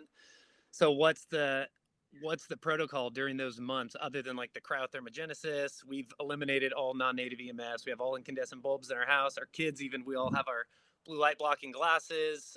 Well, that's when you gotta eat everything, like the eyeballs, the liver. You gotta get as little vitamin D that you can get from natural food sources. Obviously, fish is good. Unfortunately, Idaho, is fucking landlocked. Yeah. But this is when I would tell you, if you want to make Idaho work, I would probably make a well on my property, and then I would probably go out and buy a UVA, UVB tanning bed for the whole family. That's what I would. That was actually gonna be one of my next questions. This winter was the first winter that my wife and we got memberships just to do tanning beds to get that UV light during the Yeah. wintertime. I think that's reasonable. But remember, when you do that, you got to get red light before. And the red light that I'd rather you both have, like, you guys need to get naked outside in the morning. Again, remember, just from the last guy we talked to, the young guy, it's much better to get natural red light than the LED red light. It's not the same. Anybody who tells you it's equivalent, like, I am waiting for people to read the last couple of blogs, and they're going to wonder why. Oh, why doesn't Jack take any affiliate codes for red light guys? Fucking now, hopefully all of you are wide awake, because you need to make sure that hemoglobin shifted. You want to know what most of those red light panels do? They don't do dick to shift your oxidation state. The sun does, though. And that's the reason why, my opinion, AM sunlight is irreplaceable. The good news is, doesn't matter if you live on the bottom of the world or the top of the world, you still get red light, and clouds don't affect it. But you know what the key is? Your life. You got to build a life where, like, you and your wife get between 6 and 8 o'clock for you and your family. That's what you got to do. Okay. And that's the That's last what makes high latitude a problem, because remember, you have no light stability either. I'd say for the last probably 30 days now, it's kind of interesting because I have a background in agricultural R&D, so I'm kind of nerd out on a lot of the technical stuff, and I even bought a color photospectrometer. So I'm taking daylight light readings 15 minutes before sunrise, at sunrise, an hour after, 2 hours, solar noon, and kind of just comparing them. And it's crazy how you see like the peaks of 15 minutes pre-sunrise is so much more blue light, and then a huge peak of red light. Whereas as the day goes on, it evens out. And you see huge increases in the total photovoltaic or photovoltaic photon flux. But yeah, it's kind of quantifying everything you're saying, and then we see the results too, and it's pretty awesome. Because she just had baby number 5, and we had a little blood glucose test because she had high blood pressure and high blood glucose during pregnancy. So I was running my vitals too, and my blood pressure, just systolic, had just been consistently high.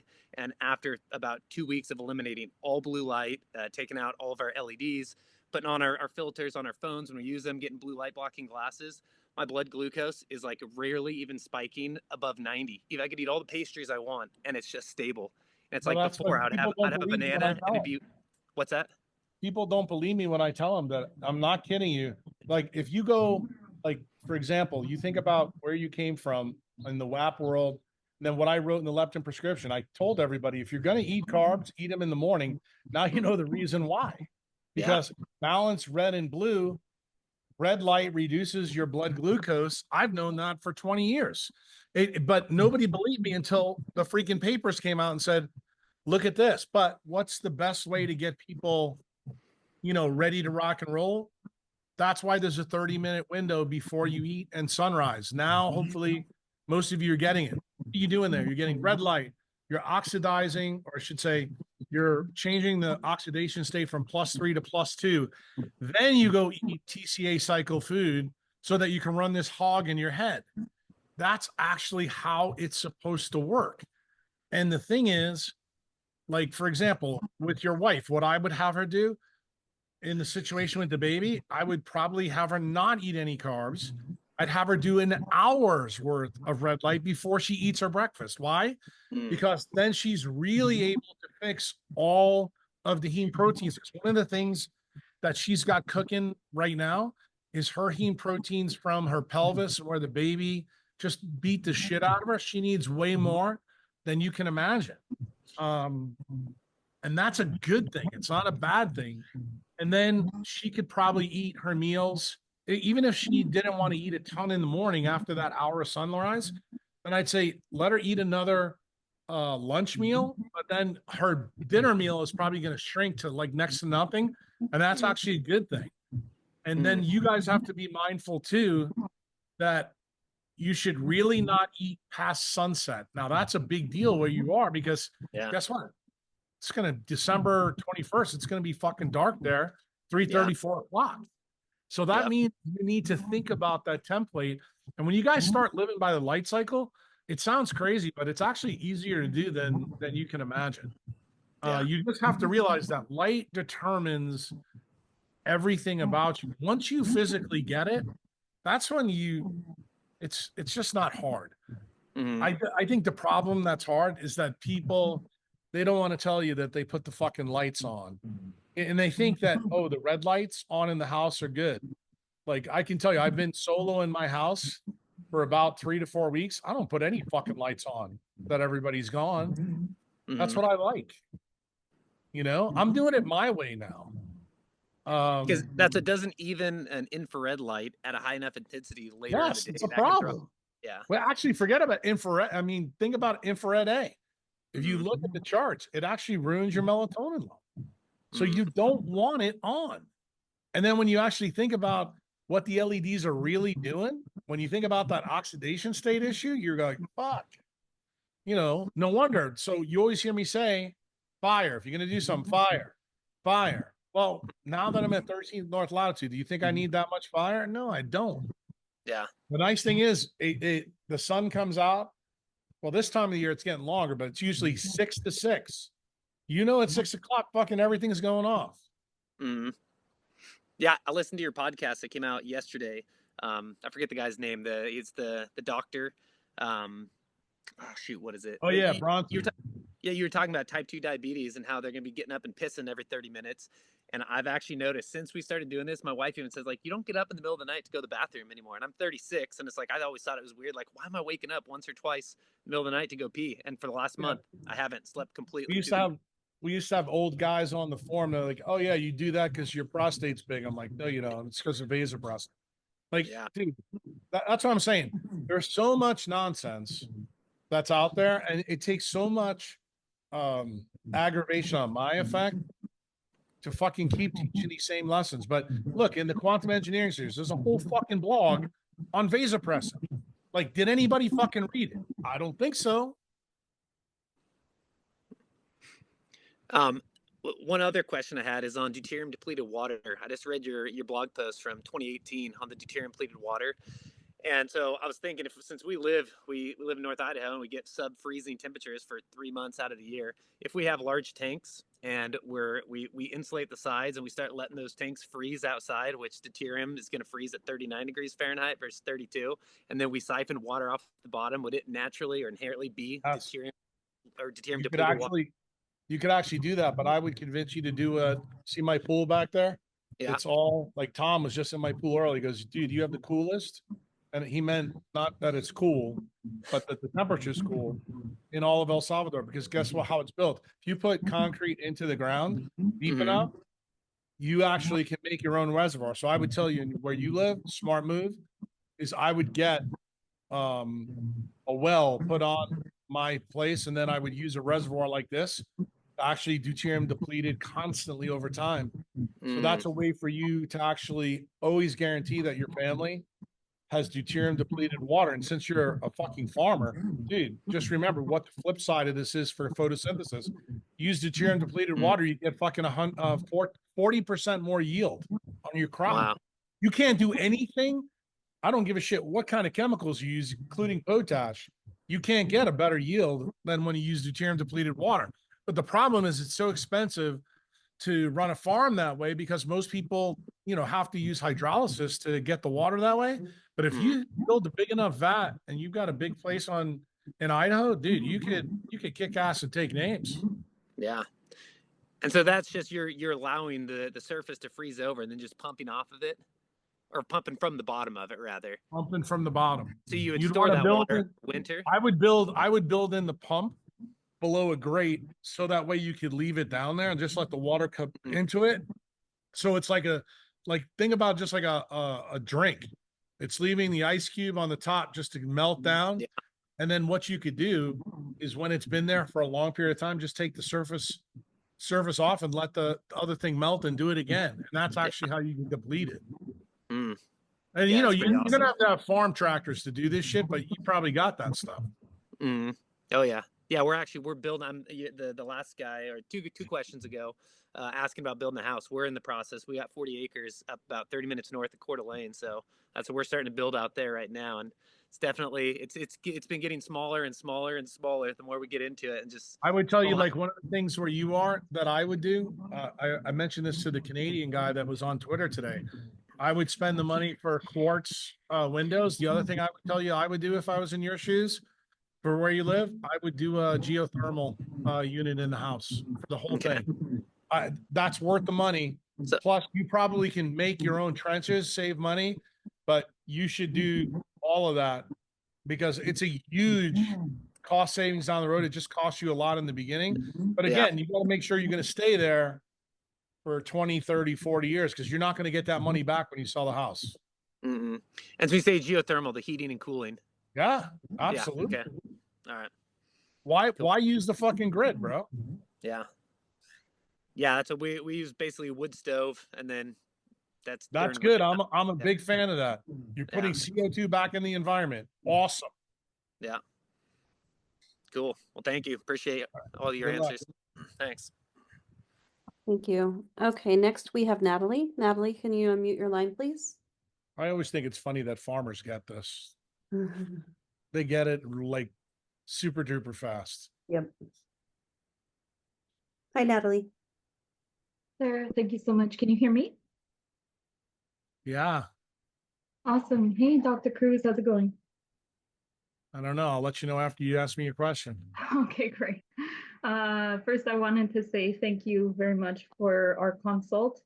It wasn't an easy consult, but it was very necessary, and thank you again for taking a chance on me.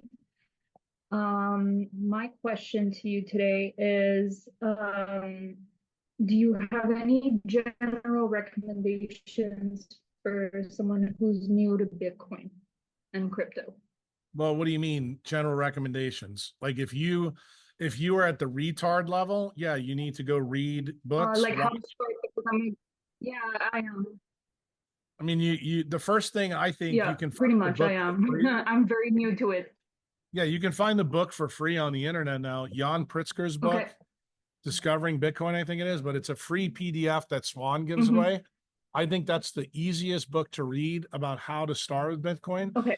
And I think the easiest thing to do, depending on where you live, I always tell people just sign up for the Strike app, and you can hook that up to your bank account and you can start doing your Bitcoin right from there. Then eventually when you get, everybody's a little bit different, but my rule is you get above $10,000, then you probably should consider spending the couple of, I guess it's $1,000 to do Unchained Capital. And then they can build out the whole thing for you for the rest of your life. They can do a multi-sig.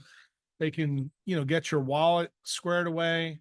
But when you're first starting, I think it can be very simple where you just sign up for Strike, hook it up to your bank account, and then set your Strike up to buy, I don't know, $5 worth of Bitcoin every hour. Whatever you can afford, or $1. Okay. My son has it set up. I think he buys, I think it's 5 cents every minute.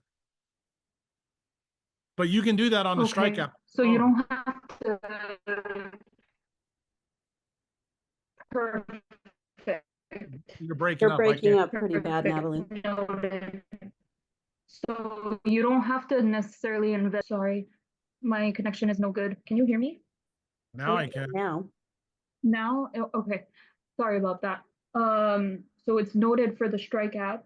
So like you said, Doc, you don't need to invest a large amount, right? Like you No. could start Most people start off with small amounts. Like, remember, one Bitcoin has 100 million Satoshis in it. I'm okay if you buy 5 or 6 Satoshis every 2 or 3 or 4 minutes, whatever you can afford. Like, let me just tell you something. $1 of Bitcoin a day is still fucking smart. But I'm always going to push you to stop doing stupid shit like Starbucks, Netflix, going out and eating pizza, you Oh, I know. do none of that, so we're good. Yeah. I mean, you want to put all your extra money into Bitcoin. Why? Because that's ultimately what's going to get you out of Canada. Yeah, absolutely. Perfect. All right, awesome. Thank you so much, Doc. Right. Take care. You too. Thank you. I think that was my favorite question so far. Okay, let's see. We are on to questions to be asked. First one is from B. Hi, Dr. Cruz. Despite a war bug metabolism in the eye of the fovea, does an ocular stroke still occur because of a melanopsin dysfunction, distal or downstream of the area? It can be a lot of different reasons. But the short answer to that is yeah. More than likely, it's tied to that. And that goes to the talk that I did, I think, in 17, where it shows that the ophthalmic artery has a donut hole in the middle for the fovea. There's no blood vessels there and there's no melanin there. All the blood vessels are on the periphery, and that's where the melanin is. And that's the reason why your fovea runs on a Warburg metabolism. Um, but a stroke in the peripheral, that's usually a bad sign, and it's usually linked. Number one cause is melanopsin damage to the ophthalmic artery. Okay, next And is then just let me finish. I just thought about something I should say for the newbies that may not know what that means. Your peripheral vision, when light comes through, what is the light that bends the most? Blue light. That's the reason why God or evolution put most of your blood vessels in the melanopsin there. So realize that when you're blue light toxic, that's actually how you can get a stroke. And do I have blogs coming about that? Oh yeah. Wait till you read the aneurysm, the AVN blog. Like, my neurosurgery friends their heads are gonna fucking explode. But yes, blue light is the number one etiology of a stroke in the eye.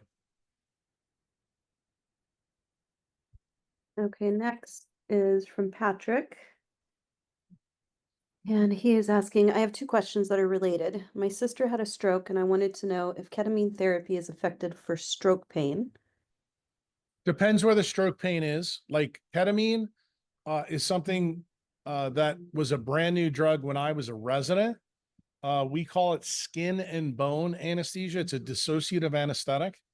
So it really works good for skin and bone problems. That's the reason why the ortho guys loved it. Like, when people came in with dislocated joints, they could relocate them after hitting them with ketamine. But for stroke pain, if the stroke pain is visceral related, not skin, probably not. And how does ketamine affect the brain? It's a dissociative anesthetic. It does some pretty gnarly things to the brain. It doesn't work like most other anesthetics that we have. And the nice thing about it is when you use it, technically you don't, if you know what you're doing, you do not have to place an endotracheal tube.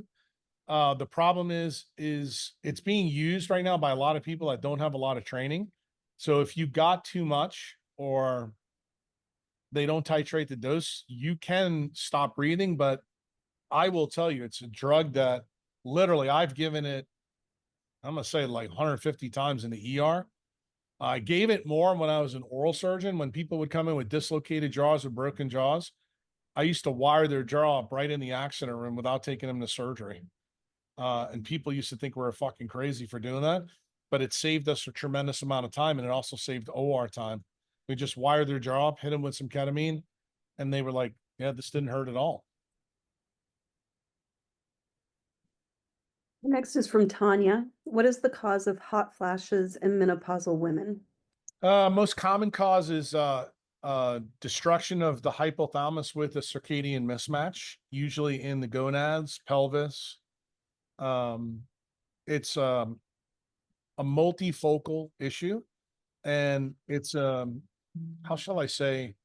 It's not true that all menopausal women get hot flashes, because they don't. But is it more true now because most people hemoglobin shifted to +3 that it happens? The answer is yes. It's much more common now. That's the reason why all women think that it's normal to get it when it's not.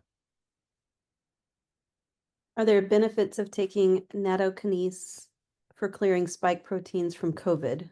Yeah, I think that was the old advice that Dr. McCullough tried to make popular when we really didn't have anything. And the answer for me is I don't think it's that positive. I think the real problem with the spike protein is that it's encased in the LNP, and nattokinase is not going to do anything for the LNP.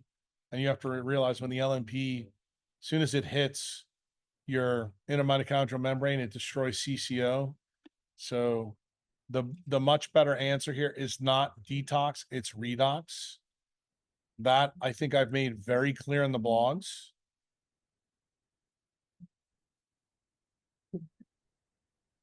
Next is from Dr. Rena. 2 questions. Number 1, do you know of any company that makes quartz windows for sale in the US? Yeah, there's plenty of them. You just have to call the specialty glass companies. The lead that you probably want to get is talk to a glass blower in your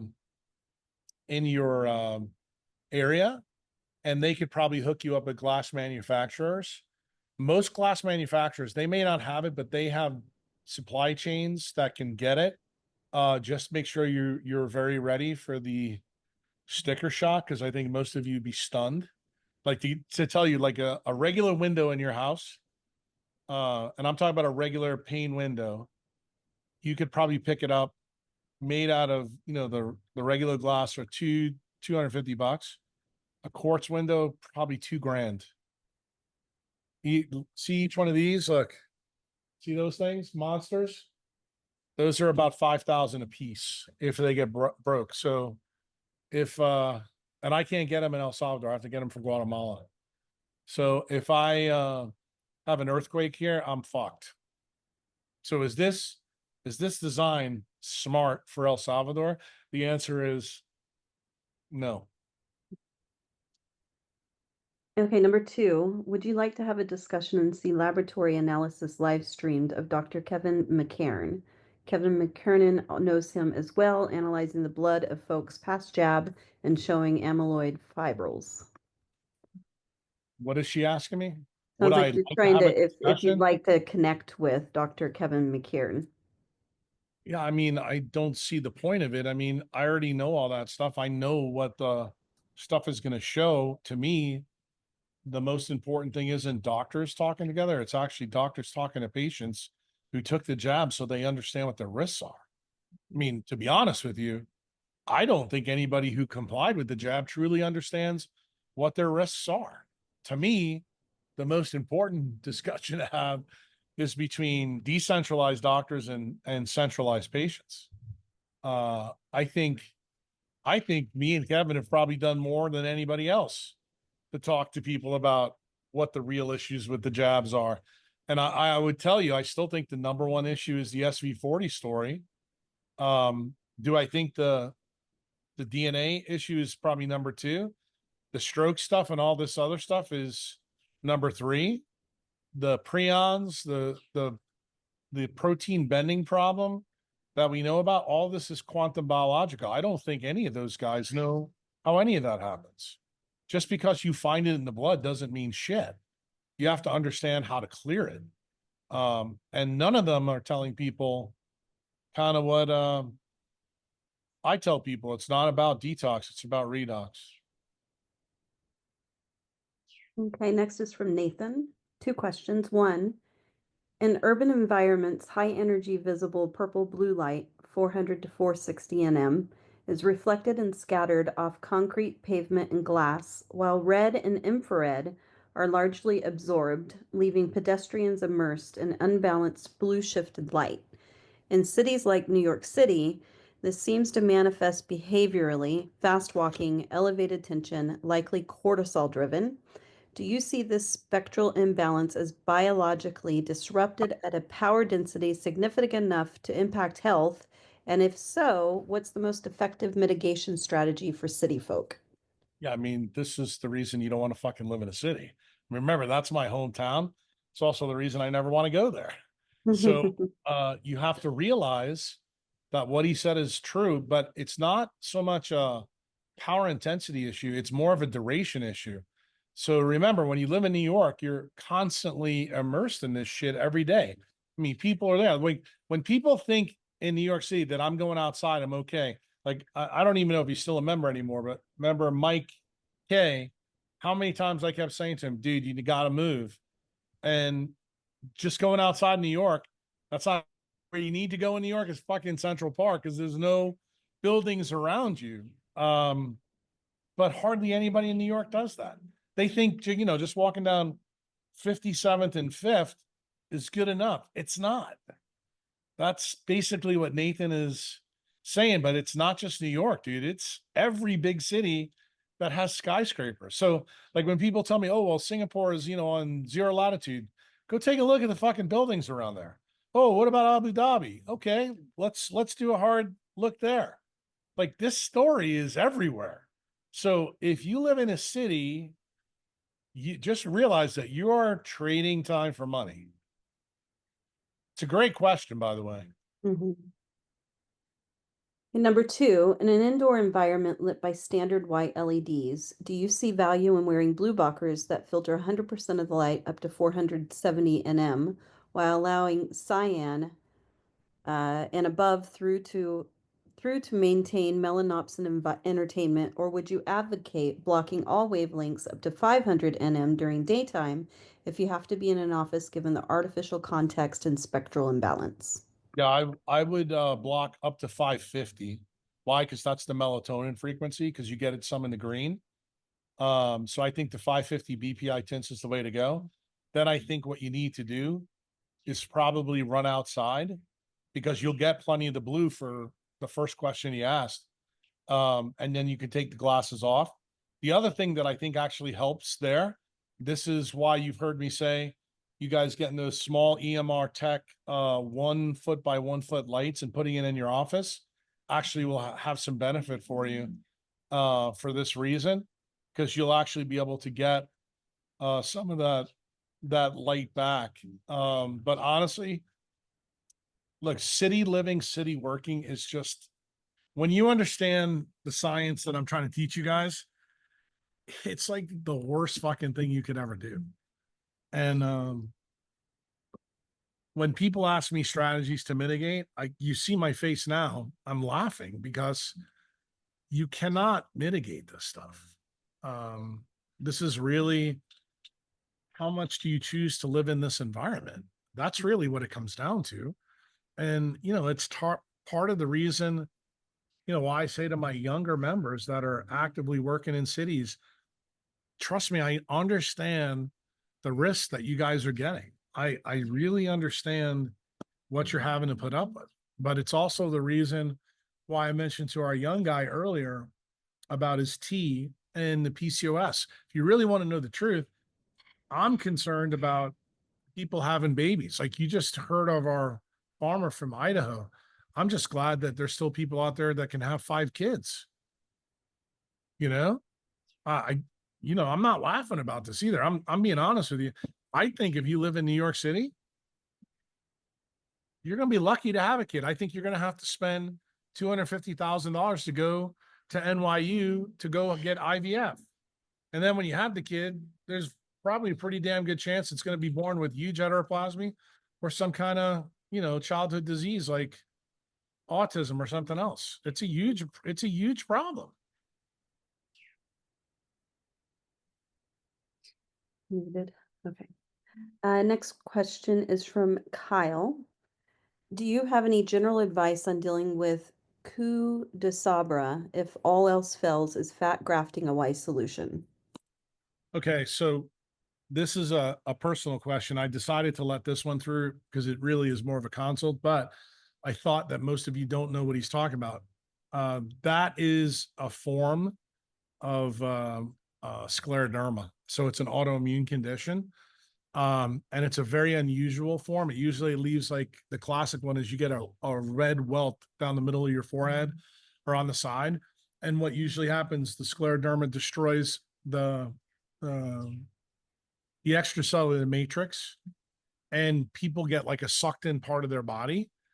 And that's when they consider using fat grafts. My answer for this smart way is to treat it just like any other autoimmune condition.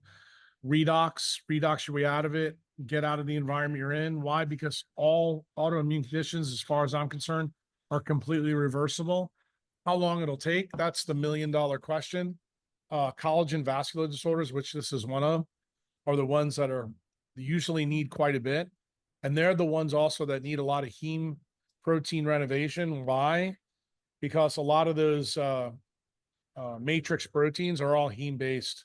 Like fibroblasts are usually respond to red light in the morning. So this is like the type of person that would need 2 or 3 hours every morning, and probably the golden hour, which we're pretty close to. What time is it now here? It's like 4 o'clock. The golden hours right now is ongoing in El Salvador. It's about 2 hours before the sun sets. The sun will set here about 6:30. So this is the perfect time to go out on the back deck right now. That's what somebody with that disease really needs to consider. What do you think about Foragin?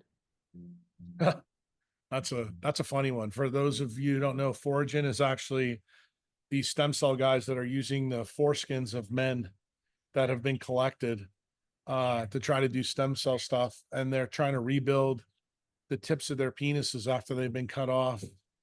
I know it's Tom is making a face. I think it's funny, but to be honest with you, since we've been talking about Becker a lot lately, there's a lot of data out there that having your foreskin matters. Like, what's the best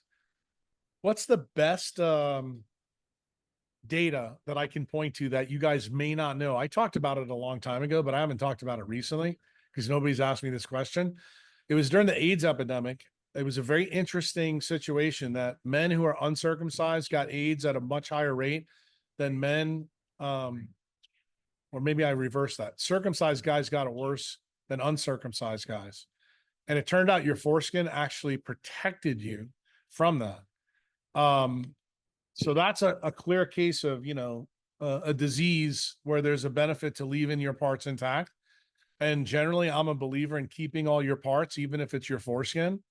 So what you'd have to do to make this procedure work, you'd have to recapitulate what Becker did with his finger tip experiment. The problem is that setup would make me laugh. I could just see Alexis Shazman trying to, retool Tom's tool, utilizing 2 silver electrodes. I mean, I would probably want to film that for YouTube or for an OnlyFans, but do I think it's really beneficial? Do I think, like, if your parents made the decision or you made the decision to cut your foreskin off, do I think putting it back on later, unless you got some serious, sexual dysfunction?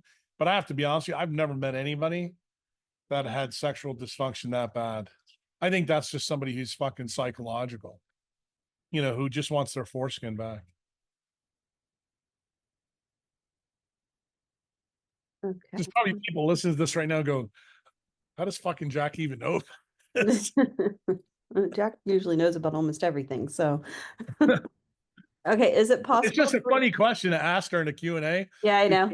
I just never would have thought, somebody would have brought this up. But, I don't have a problem because my default state is I want you to keep all your pieces and parts. But there are some men, it's a bigger problem in women. When women get circumcised, it really affects their sexual functioning. But do I know that there's men out there that do have an issue with their sexual functioning because of the sensation change? Yeah, it is a problem for some men. So for those guys, this isn't a laughing thing. They may want to do that. Okay, next, is it possible to reverse a fish allergy? Yes. Is paragliding safe due to high altitude radiation exposure? Well, because you're only doing it for a short period of time, probably. But I will say this: if you do it in and around a city, no, because remember, the further you go up in the atmosphere, the worse the non-native EMF. So if you really want to be a stickler about it, probably hang gliding, paragliding, parachuting, all that, much higher levels of EMF. It's just like when you go in a plane or living in a penthouse. Okay, next is Justine. Considering the semiconductor behavior of cellular membranes and the quantum coherence required for optimal electron and proton tunneling across mitochondrial and nuclear interfaces, how do alterations in membrane phospholipid composition, specifically distortions in fatty acid saturation or chain length, impact the dielectric properties, charge separation, and overall electrodynamic behavior of the membrane? I did a Twitter feed, and I think you could probably find it in the mitochondrial DIY thread on the forum. It talks about when you have mismatched membranes in mammals. What people forget is mammals change their coats from seasons. All mammals do it, including us. It's just not as noticeable enough. But what happens to us is that in the summertime, you're designed to have a different phospholipid membrane coat to work with the sun. A lot of it comes down to the photoelectric effect, but there's other effects that are in there. So the answer is it does make a difference. It does affect the dielectric. And what does that mean in English for those of you who don't understand the question? It means that your optical density for light changes over time. In other words, you become more sensitive or less sensitive to sunlight. So you can be more penetrated by sunlight or less penetrated by the choices that you make if you have a circadian mismatch, which is another reason why a lot of those people in California have tan skin, but they have low vitamin D levels. Why? Because they have mismatched membranes on their skin. So it is a big deal in certain places. And I'm going to tell you, it's a much bigger deal in places where, like, say you're living in a city or you're living up high up in a building, or like the question that Nathan asked earlier, if you work on Wall Street and you're always walking outside, I mean, you're never going to have normal membranes. That's the reason everybody's going to the IVF doctor. It's the reason why the guys there go to the bar, get drunk, and bang all these chicks and don't have babies because they're all infertile. The next is from Ryan. If the sun emits most IR light in the mornings and evenings, and IR light is responsible for heat, then why isn't the sun warmest at these times? Is it the distance alone? No, it's not the distance. It turns out the hottest part of the day still is linked more to the UV light. So it's usually after most of the UV's gotten through when the temperature's the hottest. Remember, near infrared light is about 1100 to 3100. You'll get plenty of that, like if you're at the beach, like here in El Salvador now. But the hottest part of the day is usually 2 o'clock, just about everywhere. And you also have to remember the hottest part of the day is also affected by the environment that you're in. In terms of heat radiance, it's not as easy a question to ask and answer. Like if you're around a large body of water, the reason why it's cooler is because most of the infrared light is absorbed by water. So it stays cooler. Whereas like say in New York, if you want to see really when New York is miserable, go to New York in fucking August. It's fucking absolutely horrible because of the concrete and all the buildings. It's not a function of infrared light. It's also the reason why if you go to Destin right now in Florida, the weather's nice. It's 80, 85 degrees, but the water's still 60, 65. Then when you go to Destin, same place, and you go in August, the water's hottest in August and September, not in June and July for the same reason. Why? because almost all the red light's being absorbed by the water, and it takes a really long time because of the heat capacity of water to build up. It's one of those little queer things about light that you don't learn unless you live in a place where it's blatantly obvious to you. Like we have a place right where Bukele lives. It's really funny. I was driving in my little convertible yesterday, and it was pretty fucking hot. And when I left my house and I was driving down, I think it was like 93, 94 degrees. I got right by Bukele's house, like that mile, because his house goes underneath and it's where a ton of water is. Everything always stays green there. It's where the volcanic springs come to the surface. The temperature gauge in my car went down 7 degrees. And I could feel it on my skin because I was driving around with no shirt on. It was actually pretty amazing to see that literally this is only like, I'm gonna tell you, 7 minutes from my house, 5 minutes from my house, but the temperature can vary that much. And the crazy thing is it's going down. You would think, okay, going down, it would be cooler going up. And in this specific case, there is so much volcanic water in this area, it's cooler. And people who live here in El Salvador know about it because when they go into Price Mart, especially if they got the windows down, they're like, damn, it's cooler here. It's a very interesting phenomenon. Okay, number 2.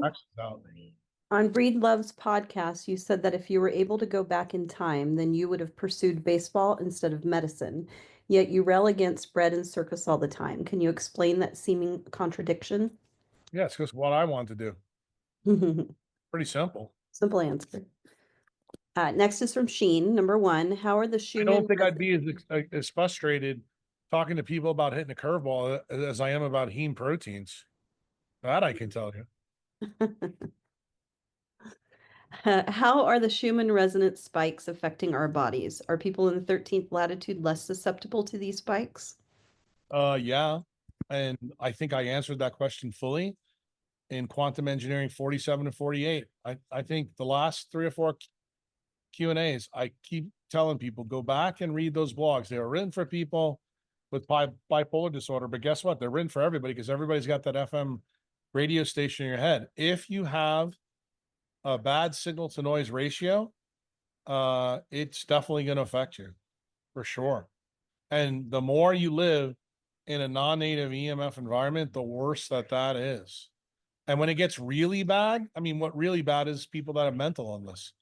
And people that have mental illness, what's their real problem? They have a huge electrical and magnetic scars on the neocortex that, their doctors don't realize. And the doctors think giving them drugs is going to solve the problem. The answer is no. You have to heal the electric and the magnetic scar. The way I like to think of it is actually kind of what a farmer does to his field. He sticks a plow in there and makes a line.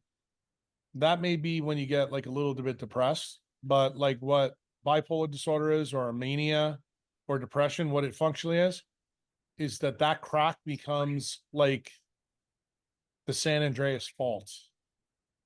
And it gets slowly bigger over time because you stay in the same environment that fosters the disease, and you never get in Becker's regenerative current where there's UV and IR, so that you're fixing the heme proteins and the melanin, and you're not doing it long enough.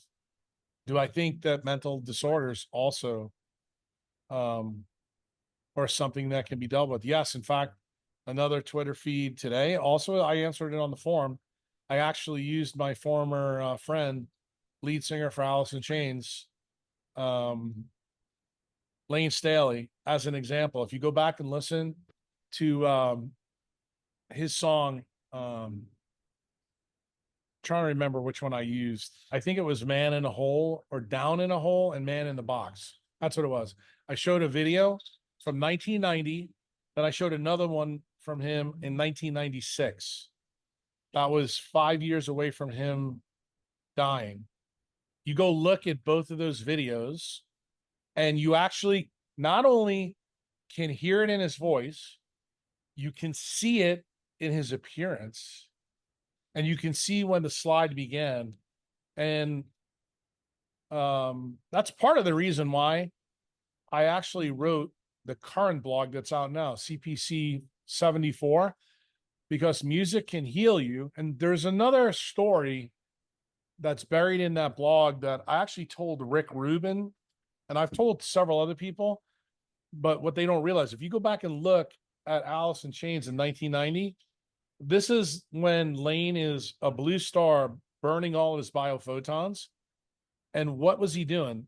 If you look at that POMC slide, I always show you guys, that's melanin being destroyed, going to dopamine. The dopamine fueled an incredible run for Alice in Chains. From 1990 to 1995, they put some of the most iconic songs that are out at that time, but you can see Lane dying as it happens. And in 1996, when they do their Unplugged, which I kind of hope some of you guys go look at it, and you go back and like look at his live performance, like Bleed the Freak or Man in a Box from 1990, it's like fucking looking at two totally different people.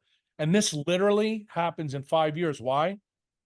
Rock musician on the stage, lives at night, sunglasses, fucking shirt off, in the blue light. Like every metric is there.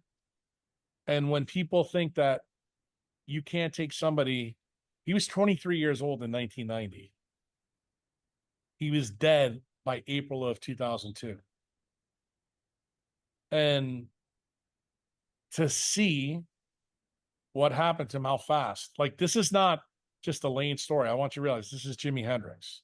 This is Kurt Cobain. This is, in fact, I just saw a picture yesterday of the lead singer from Heart in a wheelchair singing from a stage because she had pinned her arm and elbow. I'm like, yeah, and she's in a wheelchair. That kind of tells me she's got a horrible case of osteoporosis. Think about the lead guitarist for Tommy Lee and Motley Crue. He had to have like a 8-level fusion in his back. It actually kept him off the stage for I think 3 or 4 years.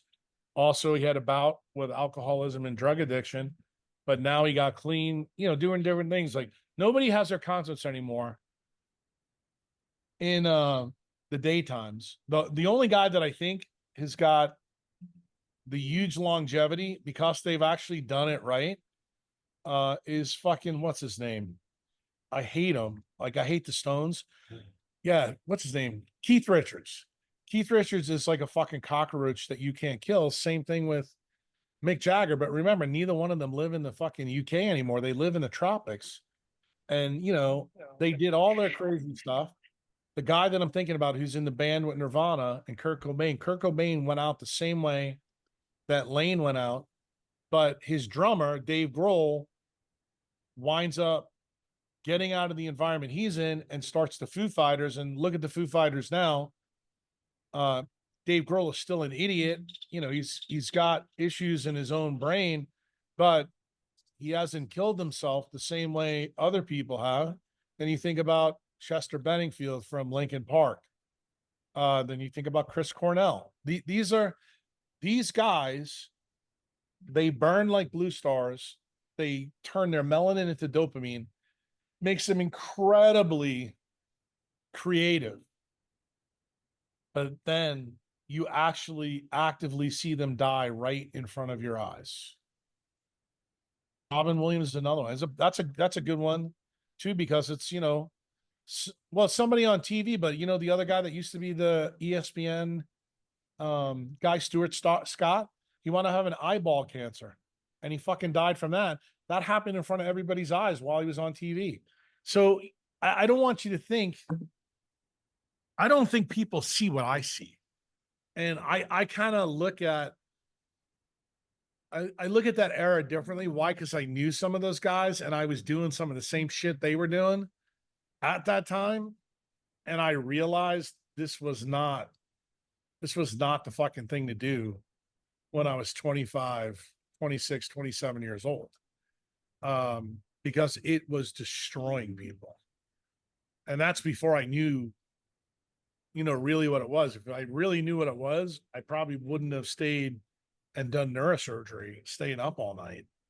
Because to be honest with you, being a neurosurgeon is kind of like being a rock star in a way. Just without the fucking guitars and all that shit.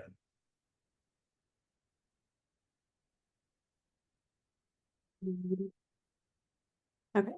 Next is from Sheen again. Are false memory implants real? And if so, how does an individual's brain recognize a false memory versus a real memory?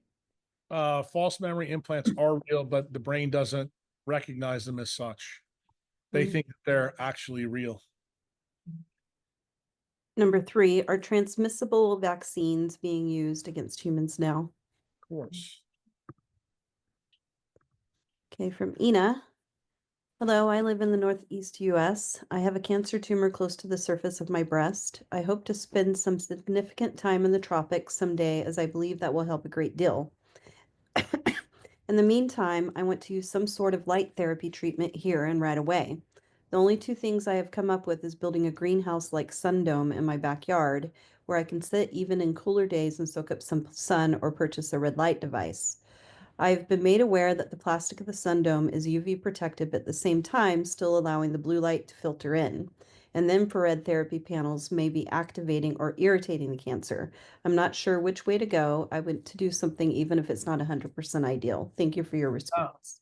I would tell you in John Ott's book, Health and Light, if you read it, he actually came up with a plastic that let UV go through. So do I know that there's plastics out there that are made for agriculture, greenhouse, that you could probably purchase? I would tell you that make friends with a local farmer, because they have probably a supply chain that you don't have, that you could build a greenhouse like that.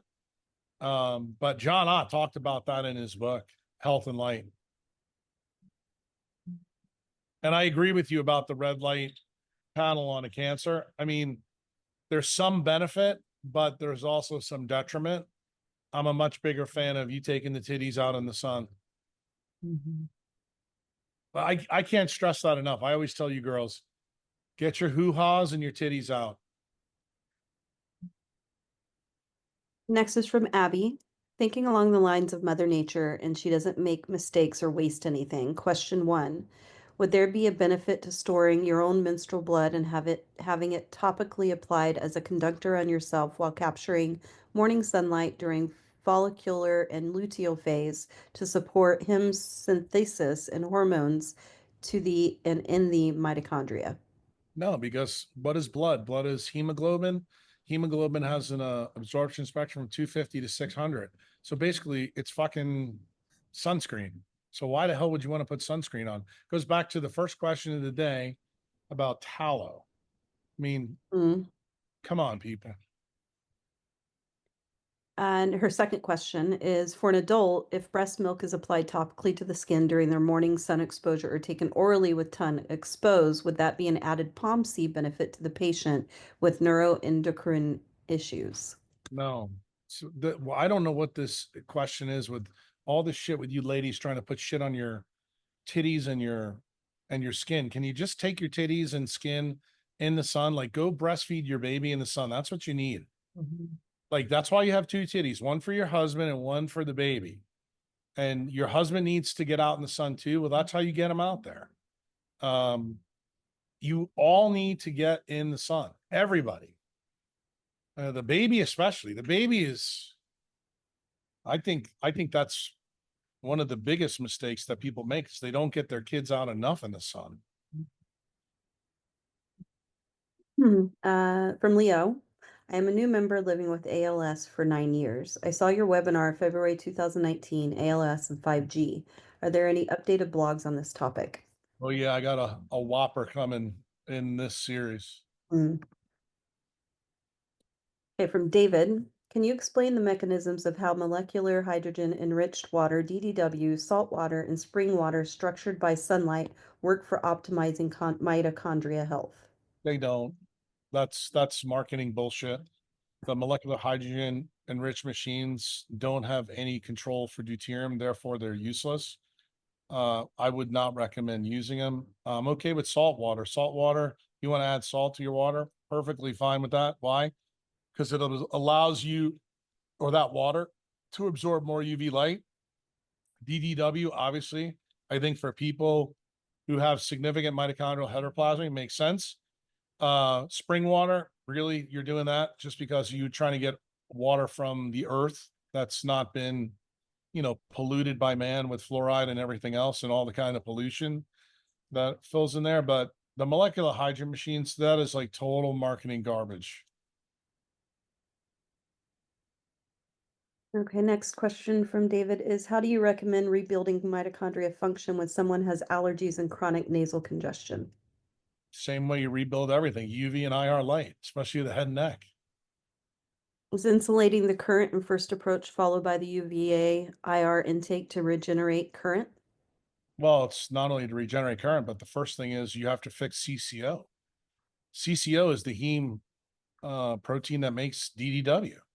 That was the first heme protein that nature ever built to protect us from not getting cancer. The second part was apoptosis. And it turns out that DDW and apoptosis are included in the CCO enzyme. That should be like, let me just tell you something. That is the biggest lesson coming out of the great oxygenation event.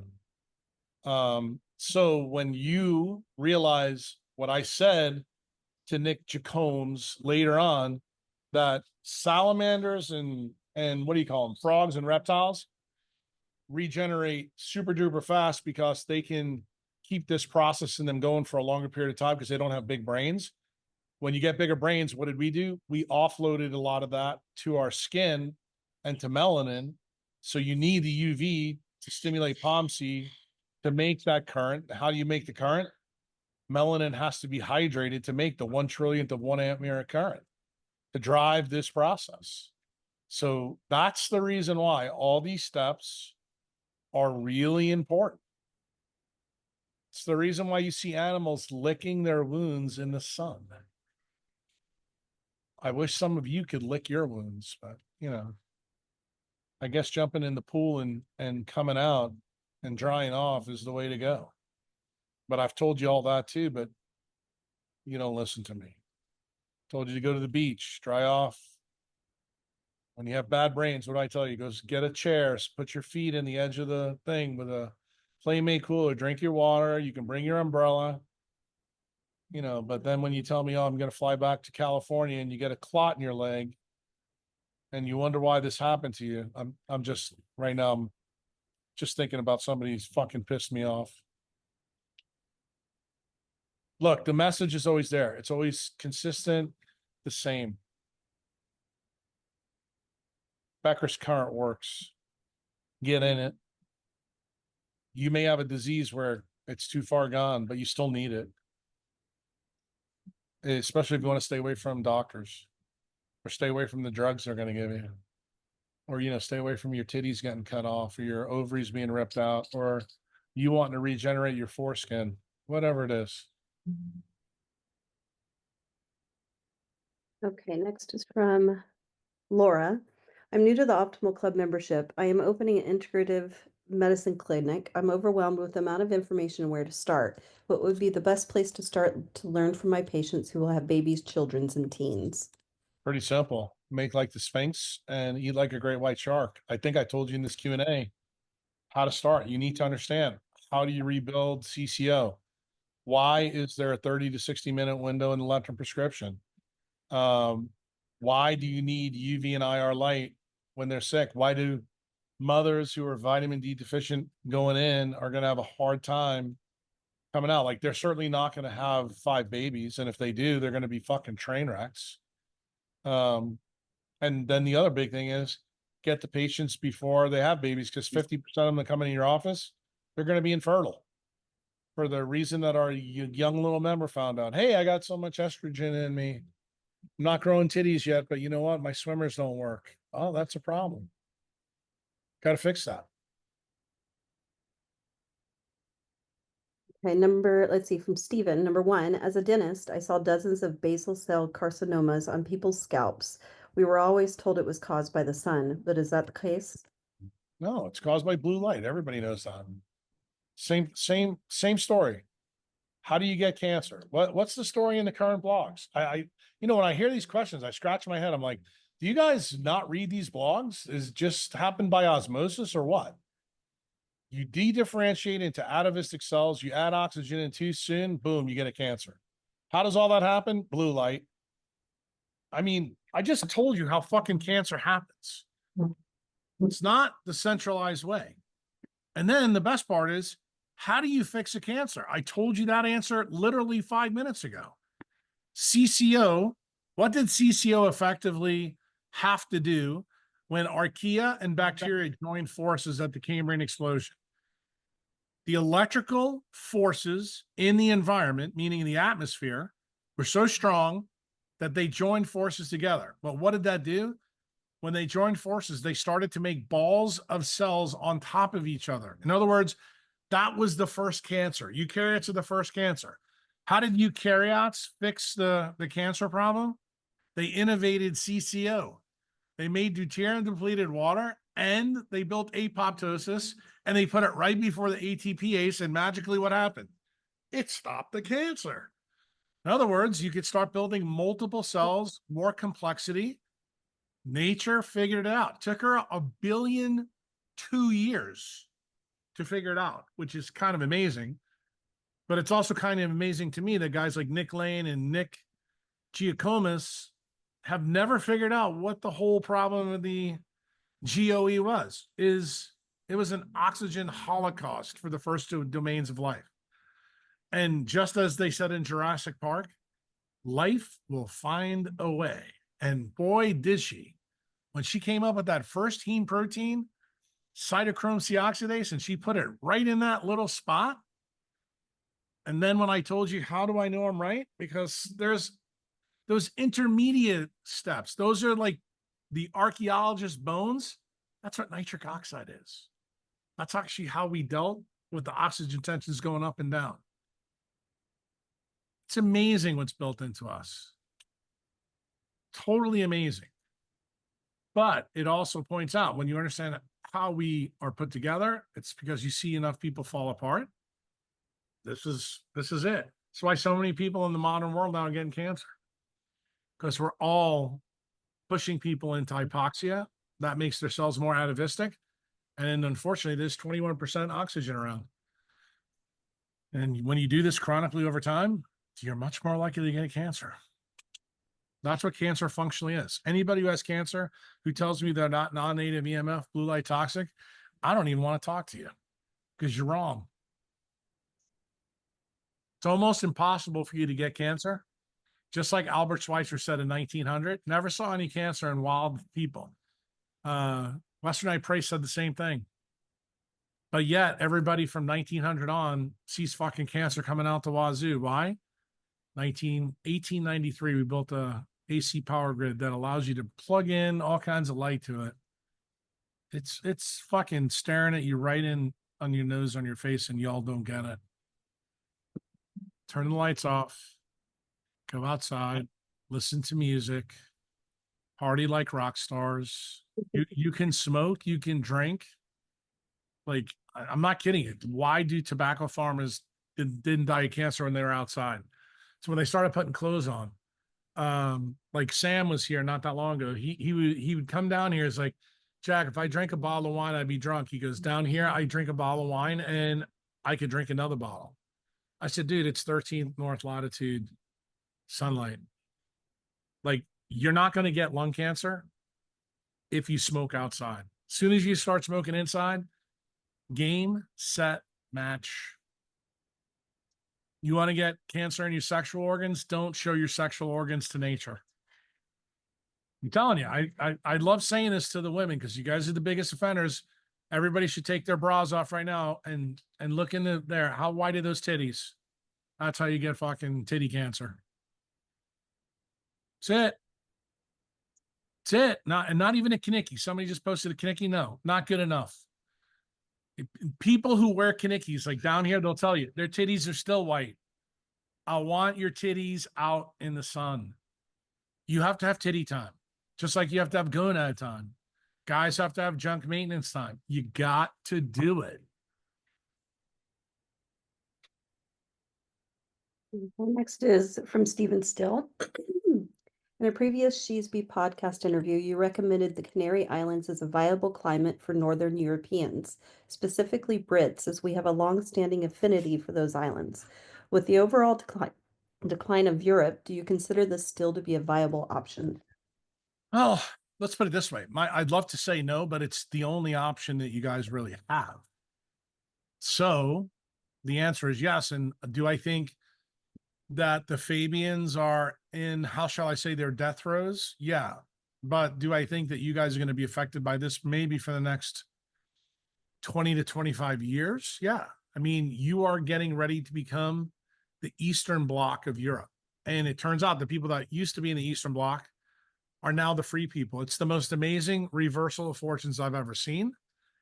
And that means if you live in continental Europe, sans USSR, you absolutely need to have fucking sanctuary in a place that has UV and IR light. I don't give a fuck how you do it. Even if you're going to tell me you're going to go to Malta and Cyprus, which isn't great, it's still better than continental Europe. Okay, Catherine, number one, what is the status of the medical freedom law? Do you believe this present administration will be able to pass it? I think it's Bukele's people in his party. I think when they've parsed it out, they realized I'm taking all their power away. And I think that's the reason they're slow playing it. And the one thing I can tell you about that law, it makes it very clear that politicians have no say in medical care. And I think that's one of the reasons they don't like it. Number two, how did you find out who and what are spaying our skies? To be honest with you, I've talked to a lot of people about it. I, there is no national contract here. And I happen to know this because I was involved when those fuckers were down here trying to get those contracts.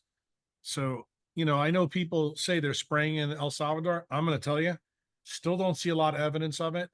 I think most of what people call spray here are actually water vapors coming out from the planes, because I don't see, even where I live, I just don't see it. Okay, let's see. Is what they are spraying work somehow with the towers? I think it was decentralized Yeah, but it's certified not that you wrote here. about In it. the States, absolutely. Is geoengineering tied to the reason why everybody has towers around them? No question about it. Those two programs are linked. Okay, from Julie. I am interested in your take on hot tubbing and then cold plunge or sauna and then cold plunge and alternating back and forth with cancer. It's a lot of fun to do with family, but I question everything now. I spoke with Dr. Sommelier in January. He advised cancer patients to avoid sauna, but he didn't expand on this. Is it because it dehydrates and we lose DDW? No, I think you got to remember, Sommelier is a biochemist and clinical doc first. He's not a biophysicist. He doesn't know anything. In fact, I'm glad you brought this up.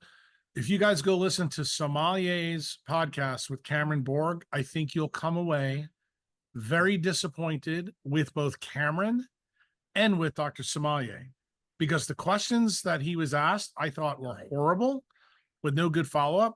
And Sommelier did a good job. He basically told people, I don't understand this part of the equation. All he understands is the biochemistry of COX-2 amplification, and that's it.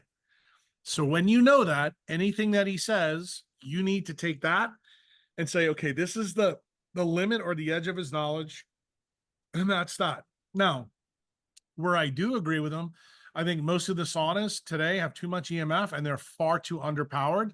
The saunas that I'm a fan of are the ones that are present like in Europe, that the Finns, the Swedish, and the Norwegians do. Those are great because they don't have any of the power grid issues in them. But like the saunas that, you know, Ben Greenfield is showing, no, I wouldn't fucking use those at all. And do I think CT and natural sauna with hot rocks is spectacular to use for cancer? Yes, I do.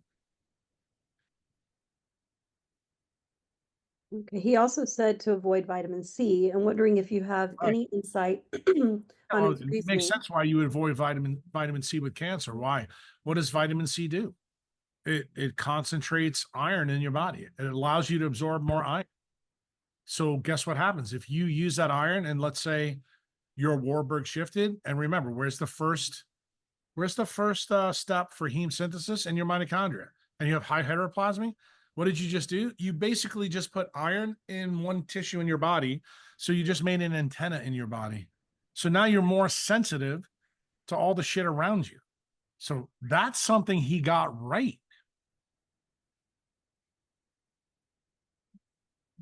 Okay, from Albert, question number 1. I noticed on the DMinder app that maxes it out at 20K IUs, even if you log more minutes during the day. I assume that this is an estimation, but is 20K IUs about how much the body can generate in a day, regardless of Fitzpatrick's skin type? Well, I will tell you that the vitamin D Minder app is not built for equatorial life. I've always had problems with the D Minder app because I don't think it's accurate for everybody. So I think it's okay if you live at a high latitude. Anything below 20, I think it's okay. But if you think it's accurate for El Salvador, you're out of your mind. Question number 2. Also, I noticed that the app estimates vitamin D3 production in a linear way. The more time you spend outside, the more vitamin D3, also accounting for other external factors like altitude, time of day, etc. But I imagine that since this is also a biochemical reaction, I'd assume the isomerization rates are highest at the beginning, Vmax, and reduced throughout our time outside since there is less pre-isomerization metabolites available for conversion. Is this thinking appropriate? No, because what did Albert do? He made the mistake that everybody else makes. He thinks that the vitamin D reaction is biochemical when it's biophysical. So that's the problem. So what does that mean when it's biophysical? It works by stochastic math. What does that mean? Nonlinear math. So no, it's not linear. And that's how you know that the app is created by a smooth brainer for smooth brainers. Still good. It's useful, but you need to know. It's kind of like what I said to Anne-Marie earlier about the CPAP SAT ratios. It's good up until it's not good. So if you have a lot of methemoglobin in you because you're +3 shifted, like because you live in Colorado, you're making a big mistake. I would tell you, I think the DMinder app is good if you live in Boston, but I think if you live anywhere south of Atlanta, probably not great. Because I don't think it's accurate. Okay, let's see here where we at. Question 3. I'm also in the process of reading the Time 7 blog, which discusses the effect that UV light, when interacting with skin, will change to a higher wavelength, lower frequency. Does this mean that even after we've maximized our vitamin D3 score for the day, if we continue to stay outside past this 20K IU mark, the body will reflect the majority of UV light in the form of sweating via sulfate groups, but the body can still harvest the light in the visible IR spectrum? How correct is my line of thinking? It's not correct. The reason why is vitamin D and vitamin A are the quantum entangled pairs. So remember, vitamin D is the neuroectoderm's derivative on the skin.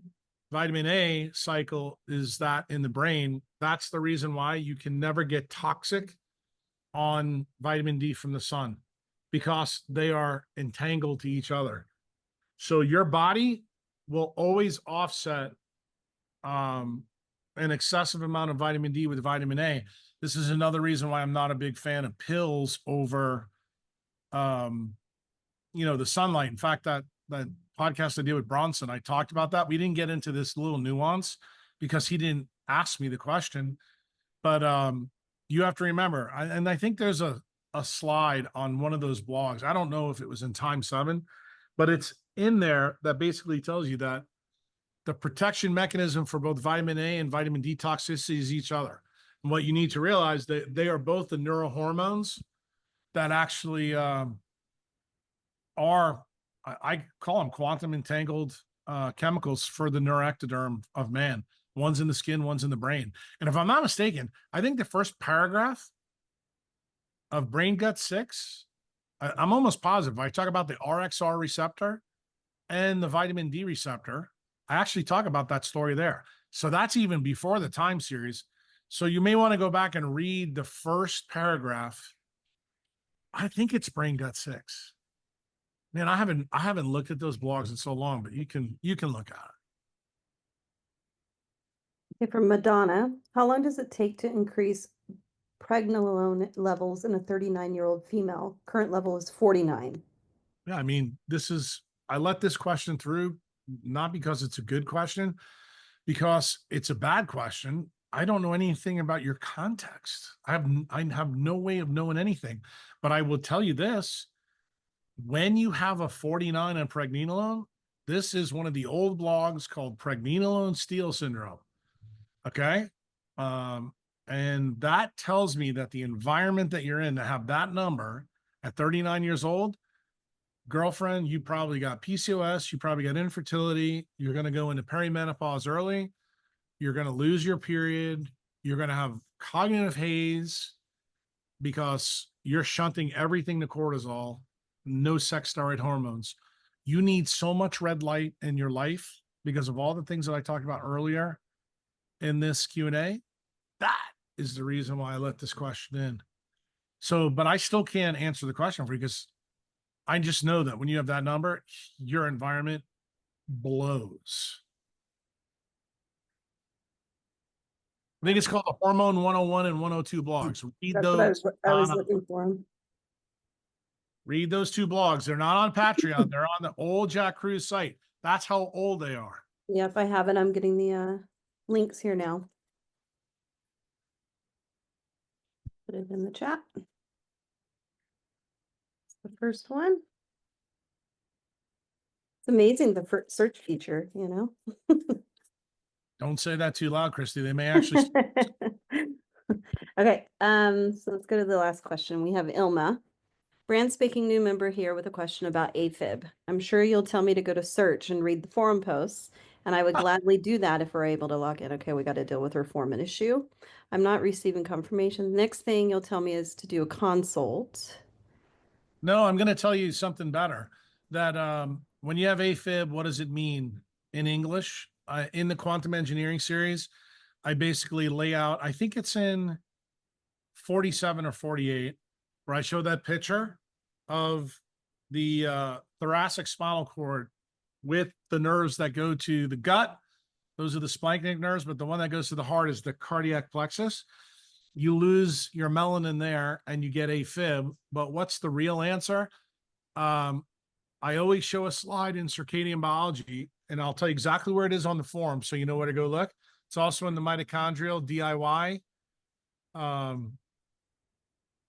post. That's in the mitochondrial RX side. There's a Twitter feed that actually has a slide in there that shows bright sunlight hits the PIR2 gene, makes your AFib better. So AFib is a circadian mismatch. It usually involves the hypoxia inducible factor 1, HIF1, which links to PIR1 and PIR2, which also connects to Rev, Herb, alpha, and beta. Just so you know, all of these are heme-based issues. So again, what's your problem? Red light in the morning. You need tons of it when you have AFib, like 2 to 3 hours. Then the golden hour, which we're in now, 2 to 3 more hours. How can I tell you that? There's another thread somewhere on the forum about adenosine. What is adenosine? ATP, ADP, AMP, adenosine. What does adenosine do? Stimulates the sleep cycles. But adenosine has a red light absorption and emission spectra. Adenosine is what doctors use on their crash cart when we do ACLS and ATLS to convert people who have AFib. So what does that tell you? Girlfriend, you got a light problem, a big time light problem, and you got a big time hemoglobin +3 problem. And yeah, you do need to read the blogs. I can't beat Ilma up because she's new. But did I just tell Ilma where to go look to find these answers? Oh, yes, I did. And if Ilma doesn't go look at those by next month, oh, I'm going to be awfully pissed off. Let me double check, make sure I got all the questions here. Oh, that's it. That's all the questions for this month. Wow. Yeah, I know. We got I through go it. get to get some red light. Cool. You can actually go get out in the sun. Exactly it. Yep. Hey, thank Exactly you where I'm going. everyone All for right, take attending. care. Hopefully And the everybody recording will enjoyed be it. on your dashboard in 24 hours, like always. You'll get an email letting you know it's there. And we appreciate your time, and we will see you next month. Thank you.